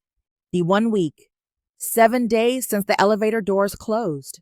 168 hours since Hunjun Park had ceased to be a living man and had reverted to being a corporate asset. He sat behind the massive glass desk in the CEO's office, staring at a stack of merger documents that might as well have been written in hieroglyphics. He looked impeccable. His hair was styled with geometric precision, his navy suit was razor sharp, and his tie was a perfect Windsor knot. He was an exquisitely dressed corpse. Minji sat opposite him, scrolling through an iPad with the efficiency of a project manager overseeing a demolition. "The planners need a color scheme by noon," she announced, her voice grating against the silence. "I'm thinking pale gold and cream. It projects stability, wealth without garishness." "Fine," Hyunjun said. He didn't look up. He didn't blink. "And the honeymoon," Minji continued, swiping to the next tab. "The Maldives? It's private. Or perhaps the Swiss chalet? The press loves snow photos." "Wherever has the best Wi-Fi," Hyunjun replied, turning a page of the contract without reading a word. "I'll be working." Minji lowered the iPad, a satisfied smile curling her lips. She didn't want a husband. She wanted a compliance officer. The rebellious boy who had run out of the cathedral was gone. The compliant ATM had returned. "Good," she purred. "I'm glad you finally come to your senses, Hyunjun. That American distraction was embarrassing. For all of us." Pressure built in Hyunjun's right hand. He wasn't aware he was squeezing until a sharp snap echoed through the room like a pistol shot. He looked down. The barrel of his expensive fountain pen had shattered. Ink bled onto his fingers, dark and viscous like oil. Before Minji could comment, the intercom buzzed. "President," Secretary Kim's voice crackled, breathless and panicked. "Your cousin Yuna is here. She says it's an emergency." "I'm busy," Hyunjun said flatly, reaching for a tissue to wipe the ink. She's pushing past security, sir. I can't." The heavy double doors flew open with a bang that shook the frame. Yuna stormed in, looking like a hurricane in a trench coat. Her eyes were blazing, her face flushed with fury. 2 large security guards were trying to grab her arms, but she shook them off with the ferocity that made them hesitate. "Get your hands off me!" she screamed, spinning on a heel to face the desk. "Hyunjun, look at you. You look like a robot." Hyunjun didn't rise. He flicked his hand at the guards. "Leave us." Minji stood up, smoothing her skirt, annoyed by the intrusion. "Yuna, we are in a strategic meeting regarding the wedding." "Shut up, Minji," Yuna snapped. "You're not a bride. You're a tumor." Minji gasped, clutching her pearls. Hyunjun rubbed his temples, a headache blooming behind his eyes. He gestured wearily toward the door. "Leave, Minji." She huffed, grabbing her iPad and clicking out of the room, slamming the door behind her to punctuate her displeasure. Hyunjun looked at his cousin. He felt nothing. No affection, no irritation, just a vast gray emptiness.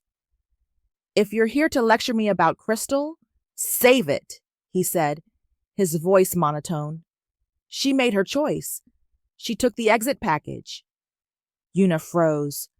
A bitter, incredulous laugh bubbled out of her throat. The exit package, is that what you think? My father said she took the money. She wanted the money, Yuna, Hyunjun said, picking up a fresh pen. She told me to my face. I was a winning lottery ticket. The ticket was void, so she cashed out. Yuna walked up to the desk. She leaned over and slammed both palms down on the glass, the impact rattling the merger documents. She lied, you idiot! Hyunjun paused. The pen hovered over the paper. He looked up slowly, his brow furrowing. She didn't take a dime, Yuna hissed, tears springing to her eyes. She flew back to Chicago in coach. She went back to a freezing apartment and a mountain of debt. She left with nothing. That doesn't make sense, Hyunjun murmured, a crack forming in his apathy. She said what she had to say to make you let her go, Yuna shouted. Your father threatened her, Hyunjun. You were there. He told her he would blacklist her, deport her in handcuffs, and ruin her parents if she didn't leave you immediately. Hyunjun stood up. The chair scraped loudly against the floor. The blood drained from his face so fast it left him dizzy. What? You mean she said all that to make me let her go? She didn't leave because of the money, Yuna said, her voice breaking. She left because she wanted to save you from losing yours. She broke her own heart to protect your inheritance. The world tilted on its axis. The memory of Crystal in the penthouse crashed back into his mind, replaying in agonizing high definition. It's always a transaction. He remembered the cruelty in her voice. It hadn't been coldness. It had been performance. He remembered her hands shaking as she dropped the bracelet. He remembered the tears he hadn't seen until the elevator doors closed. She had staged it. She had played the villain so he could be the hero of his own company. She had walked into the firing line to save him. She protected me, he whispered, the words tasting like ash. She loved you, Yuna said softly, and you let her walk away believing she was trash. Hyunjun looked around the office. The floor-to-ceiling glass walls, the panoramic view of the city he supposedly ruled, the billions of dollars in assets represented by the papers on his desk. Suddenly it all looked like garbage. It looked like a cage. I don't want it, he whispered. What? Yuna asked. I don't want any of it. He slammed his hand onto the intercom button. Secretary Kim, he barked, his voice alive for the first time in a week. Call an emergency board meeting. Everyone, now. 30 minutes later, the boardroom was packed. 20 elderly men in expensive suits sat around the mahogany table, murmuring in confusion. Chairman Park sat at the head, looking smug and irritated. Minji was there, looking confused. The doors opened. Hyunjun walked in. He wasn't carrying files. He wasn't carrying a laptop. He walked with a strange, terrifying lightness, as if gravity no longer applied to him. This is irregular, Hyunjun, the chairman said, tapping his watch. We have the merger signing in an hour. Hyunjun stood at the foot of the table, alone. There will be no merger. The room erupted. Papers rustled. Men gasped. Sit down, the chairman commanded, his face darkening. You are hysterical.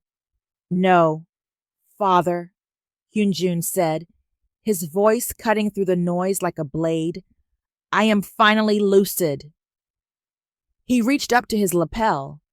He unclipped his CEO identification badge, the symbol of his authority, his access, his identity.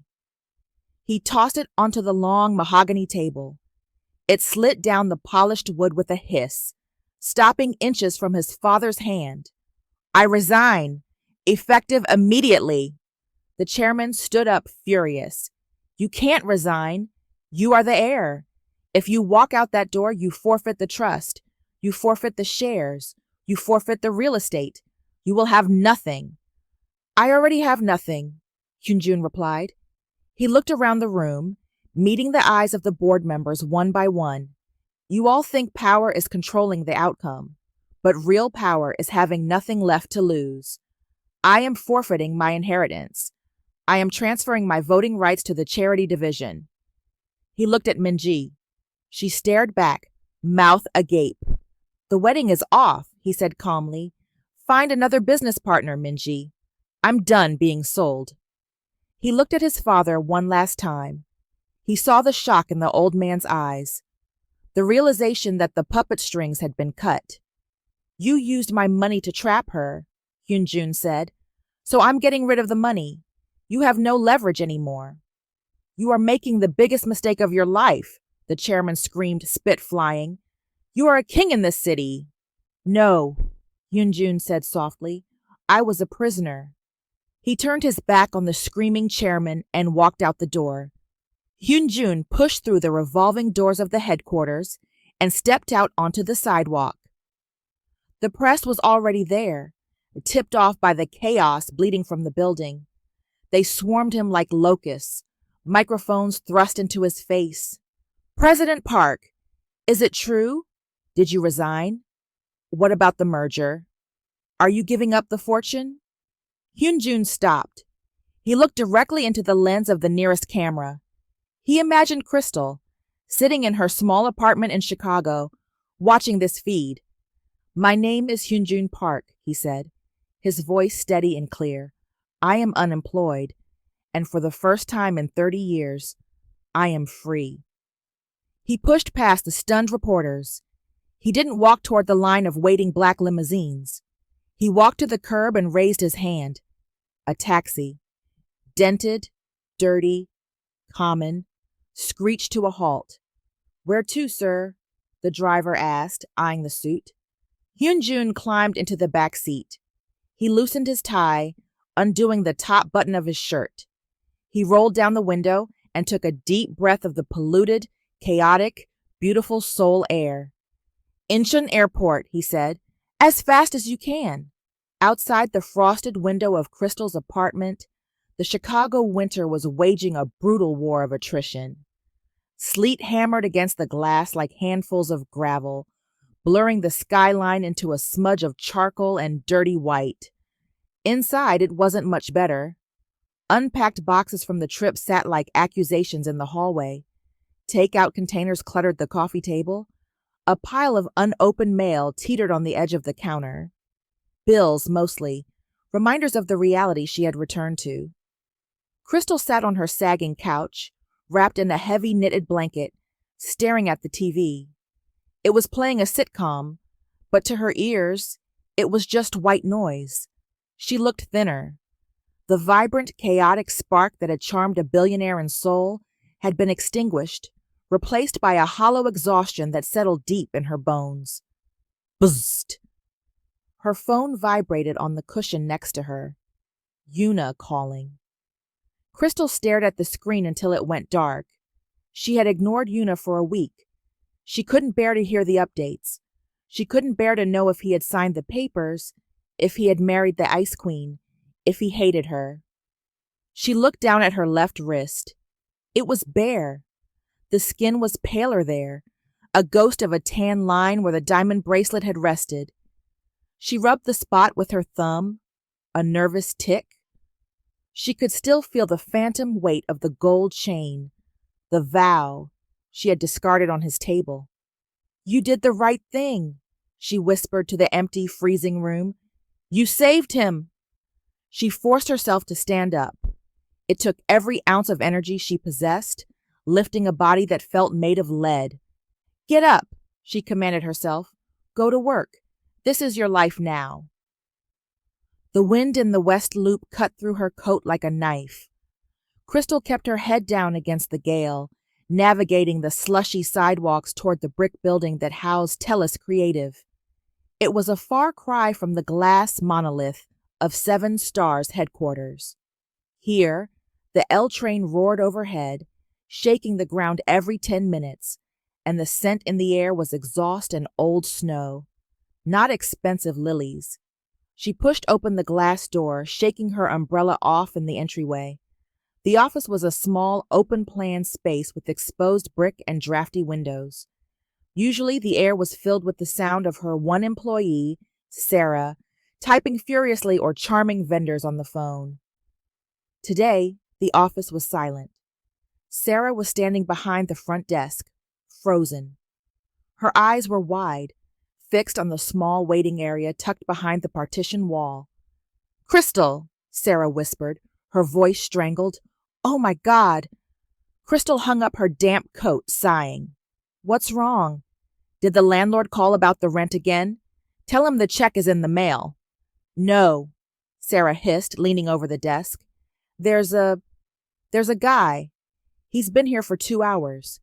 I told him you might not come in, but he said he'd wait until the building closed."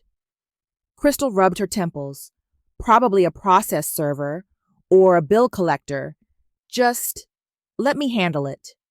She straightened her spine, preparing her "I'm a struggling small business owner" speech, and turned the corner around the partition wall. "Look, if this is about the loan payments, I just need a few more." She stopped dead. The air left her lungs in a rush. The man sitting in the wobbly guest chair wasn't a bill collector. It was Hyunjun. But it wasn't the Hyunjun she knew. The three-piece Italian suits were gone. The silk ties were gone. The polished Oxfords were gone. He was wearing dark denim jeans tucked into heavy boots. He wore a thick navy wool pea coat that looked slightly wrinkled, as if he'd slept in it. His hair, usually styled with architectural precision, was windblown and falling into his eyes. A shadow of stubble darkened his jaw. He looked exhausted. He looked like he hadn't slept in 3 days. He looked human. He heard her gasp and stood up. He unfolded his tall frame in the small space, looking almost too big for the room, his presence filling the cramped office instantly. "Hyunjun?" Crystal breathed, the name scraping her throat. He looked at her, his dark eyes rimmed with red but burning with a quiet intensity. "Hello, Crystal." Crystal's first instinct wasn't joy. It was terror. She rushed forward, checking the window, then looking back at him as if he were a bomb about to go off. "What are you doing here?" she hissed, grabbing his arm. "Are you insane? If your father finds out you're here—" "My father doesn't care where I am anymore," Hyunjun said, his voice raspy. "Of course he cares. You're the heir. He'll drag you back. He'll ruin the business. She tugged at his coat, trying to pull him away from the glass front of the office. "You have to leave. Now. Before you lose everything." Hyunjun didn't budge. He was solid as a rock. He simply reached out and placed his hand over hers, the one gripping his sleeve.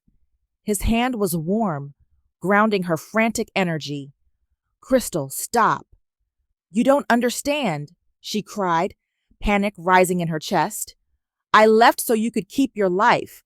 I lied to you so you wouldn't throw it away." "I know." Crystal froze. She looked up at his face. She expected anger. She expected betrayal. Instead, she found eyes that were soft, sad, and incredibly open. "Yuna told me," he said quietly. "She told me everything. That you staged the fight, that you left to protect the inheritance, that you broke your own heart to save mine." Crystal pulled her hand back, stepping away from him. She felt exposed. The lie had been her armor, the only thing allowing her to sleep at night. He had just stripped it off. "Then you should be thanking me," she said, her voice shaking. "Go back to Seoul, Hyunjun. Marry Minji. Be the king. That's what you were built to do." Hyunjun shook his head slowly. He took a step toward her. "I tried. For a week I tried. I sat in that glass office. I looked at the merger papers. I looked at the future they built for me." He gestured around her small, cluttered office. The exposed brick, the humming radiator, the stack of unpaid invoices on her desk. "And all I could see was gray," he whispered. "It was suffocating. I couldn't breathe." "So you came here for a vacation?" Crystal asked, tears stinging her eyes. "To clear your head before you go back?" "No," Hyunjun said. I resign. The word hung in the air, heavier than the Chicago smog. You resigned? Hyunjun nodded. I walked into the board meeting yesterday. I resigned as CEO. I surrendered my voting rights. I signed over the trust, the real estate, the offshore accounts, everything my father held over my head. I gave it back. Crystal stared at him, horrified. Her hands flew to her mouth. Hyunjun, that's billions of dollars. That's your legacy. That was his legacy. He took another step. He was close enough now that she could smell him. Rain, damp wool, and that familiar, heartbreaking scent of sandalwood. I have a few private investments he couldn't touch, he said, a nervous tick jumping in his jaw. I'm not destitute, but I'm not the chairman anymore. I'm not the Prince of Seoul. I don't have a private jet, Crystal. I flew commercial. I sat in the middle seat. He attempted a small, tired smile, but it faltered. He looked nervous. For the first time, the man who commanded armies of employees looked unsure of himself. I came here with one suitcase. I have nothing left to offer you but myself. Just Hyunjun. No empire, no protection detail, just the man standing in front of you. He reached out, his hand hovering near hers, trembling slightly, waiting for permission. Is that enough? His voice cracked. Crystal looked at him. She saw the dark circles under his eyes. She saw the stubble on his chin. She saw the sacrifice etched into every line of his face. He didn't just walk away from a job. He walked away from an identity. He had torn his entire world apart just to be able to stand in this drafty room without hurting her. The wall she had built to protect herself crumbled into dust. The gray world shattered, letting the color back in. You idiot, she sobbed, tears spilling over. She lunged at him. She wrapped her arms around his neck, slamming into him with enough force to knock him back a step. Hyunjun let out a ragged breath, a sound of pure relief, and wrapped his arms around her waist. He lifted her off her feet, burying his face in the crook of her neck, holding her like she was the only solid thing in the universe. Is that a yes? He mumbled against her skin. It's more than enough, she cried, clutching his coat. It's everything. He set her down but didn't let go. He pulled back just enough to look at her. He framed her face with his hands. Rougher now, colder from the Chicago wind, but infinitely more real. I'm never leaving again, he vowed, his eyes searching hers. I don't care where we are. Chicago, Seoul, Mars. If you're there, I'm home. Crystal sniffled, laughing through her tears. You're going to hate the winters here. I'll buy a coat. He leaned in. This time, there was no hesitation. No storm, no files, no cameras, no almost. He kissed her. It wasn't a polite, tentative kiss. It was passionate, beautiful, and filled with the relief of a man who has finally stopped running. Crystal kissed him back with everything she had, her hands tangling in his messy hair, pulling him closer. Outside, the snow fell harder, burying the city in white. But inside the small, drafty office, everything was finally, perfectly bright. The kiss broke, but the gravity between them remained, holding them locked in a space so small they were breathing the same air. Outside, the Chicago wind rattled the window pane, a violent, freezing reminder of the world they occupied. But inside the drafty office, the heat was rising, radiating from where their bodies pressed together. Crystal pulled back just enough to look at him. Her hands were still cupping his jaw, her thumbs tracing the unfamiliar, rough texture of his stubble. She searched his eyes, finding adoration there, but her own mind was already racing ahead, tripping over the practicalities of falling in love with a man who used to own half of Seoul. Okay, she breathed, her voice trembling with a mix of joy and sudden, frantic panic. Okay, you're here. We're doing this. We're doing this, Hyunjun confirmed, his voice vibrating against her chest. But Hyunjun, she let out a burst of nervous laughter. I'm serious about the budget. My apartment is the size of your old bathroom. And this agency? We had a good month, sure, but I can't support a former billionaire who's used to $500 haircuts and vintage wine. We're going to be eating ramen. Instant ramen. The kind that comes in a styrofoam cup. Hyunjun smiled. It wasn't his usual guarded smirk. It was slow, mischievous, and reached all the way to his crinkling eyes. A look she had never seen before. I like ramen, he said. He reached into the deep pocket of his heavy wool coat. And about being destitute, he murmured. I might have been a little dramatic. He pulled out a card. It wasn't the corporate 7 stars Amex. It was a sleek matte black metal card. It had no bank logo, no numbers embossed on the front, just a microchip and his name. Crystal blinked, looking from the card to his face. Excuse me? I gave back the family trust, Hyunjun said casually, flipping the card between his fingers. I gave back the conglomerate shares. I gave back the real estate. But Crystal, I was a finance prodigy before I was a CEO. He reached out, tucking a stray curl behind her ear, his fingers lingering on her skin. I've been making private tech investments under a pseudonym since I was 22. Algorithms, biotech, renewable energy. He shrugged. I'm not a billionaire anymore, but I am very, very comfortably retired. Crystal's mouth fell open. You let me think. I didn't want to lead with the money, he said, his gaze intense. I needed to know you wanted me, not the safety net, not the wallet. Crystal stared at him for one long, stunned second. Then, she balled her fist and punched him in the arm. Hard. Ow! Hyunjun winced, rubbing his bicep, though he was laughing. That is for the middle seat story, she yelled, half furious, half delighted. You let me think we were going to be destitute. I was mentally canceling my Netflix subscription. Hyunjun laughed, a full, rich sound that filled the small room.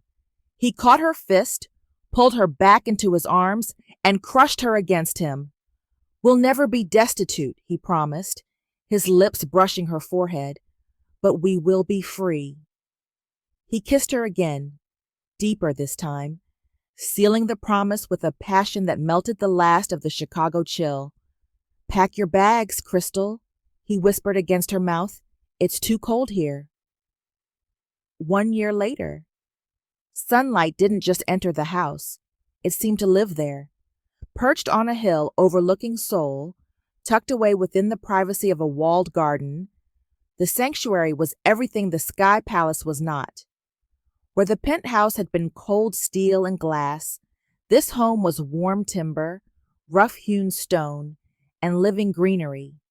It was a masterpiece of modern architecture, open, breathing, and peaceful. Hyunjun stood at the kitchen island, a slab of raw, polished timber.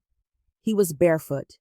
He wore loose linen pants and a simple white t-shirt that hung relaxed on his frame. He looked 5 years younger. The tension lines that used to bracket his mouth were gone, smoothed away by 12 months of peace. He was chopping vegetables with expert, rhythmic precision, the knife flashing in the sun. Crystal walked in from the home office. She was glowing, her hair loose and wild, dressed in a silk blouse that caught the light. She held a tablet in one hand.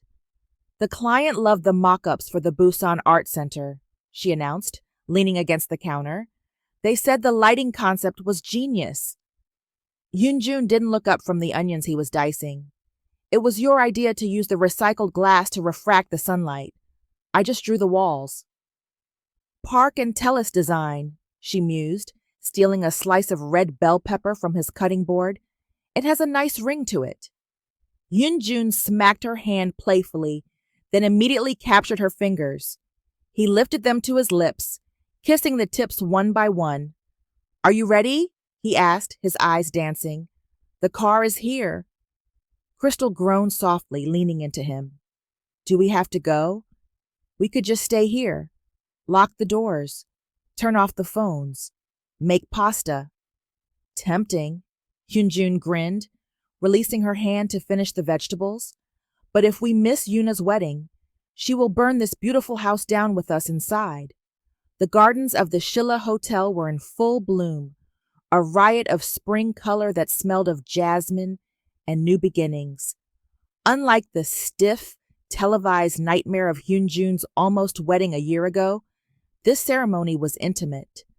There were no press helicopters, no corporate shareholders, just colorful flowers, laughing guests, and a live jazz band playing soft standards on the lawn. Yuna stood at the altar, looking radiant and genuinely happy, holding hands with a handsome architect she had met through Hyunjun's network. Hyunjun and Crystal sat in the second row. Crystal wore a soft, pale yellow dress, a deliberate nod to the suitcase she had dragged through the airport the day they met.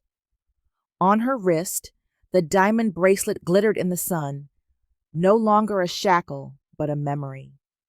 On her finger, a new ring caught the light, a unique architectural band of diamonds designed by the man sitting next to her. Hyunjun wore a navy suit, but no tie. His collar was open. He looked relaxed, content, and utterly focused. As the couple at the altar began to exchange vows, Crystal felt Hyunjun's hand tighten around hers. She turned to look at him. He wasn't watching Yuna. He wasn't watching the groom. He was watching Crystal. His gaze was heavy, possessive, and overwhelmingly loving. The same intensity that had once terrified her was still there, but the darkness was gone, replaced by a fierce devotion that anchored her to the earth. Pay attention to the bride, Crystal whispered, nudging him with her shoulder. I am, Hyunjun whispered back, not breaking eye contact. He leaned closer, dipping his head so only she could hear him, creating a private world in the middle of the crowd. I hated weddings, he confessed, his voice thick with emotion. I hated the vows, the lies, the pageantry. It all felt like a prison sentence. He reached up. His fingers lightly traced the line of her jaw, catching a stray curl that the spring breeze had blown loose and tucking it gently behind her ear. His touch was electric. Until I found the bride I was meant to have. Crystal's breath hitched. Tears pricked her eyes, blurring the garden into a watercolor painting. She squeezed his hand. I'm right here, Hyunjun, she whispered. I'm not running. I know, he said, lifting her hand to his lips, and I'm never letting you go. He kissed her knuckles, his eyes locked on hers, sealing their own silent vow over the background noise of the ceremony. The end. Thank you for watching. If you love this story, don't forget to hit that like button and subscribe for more emotional twists and character-driven plots. And if you're ready for the next story, make sure to turn on notifications so you never miss an update. Until next time, keep believing in love that defies all odds.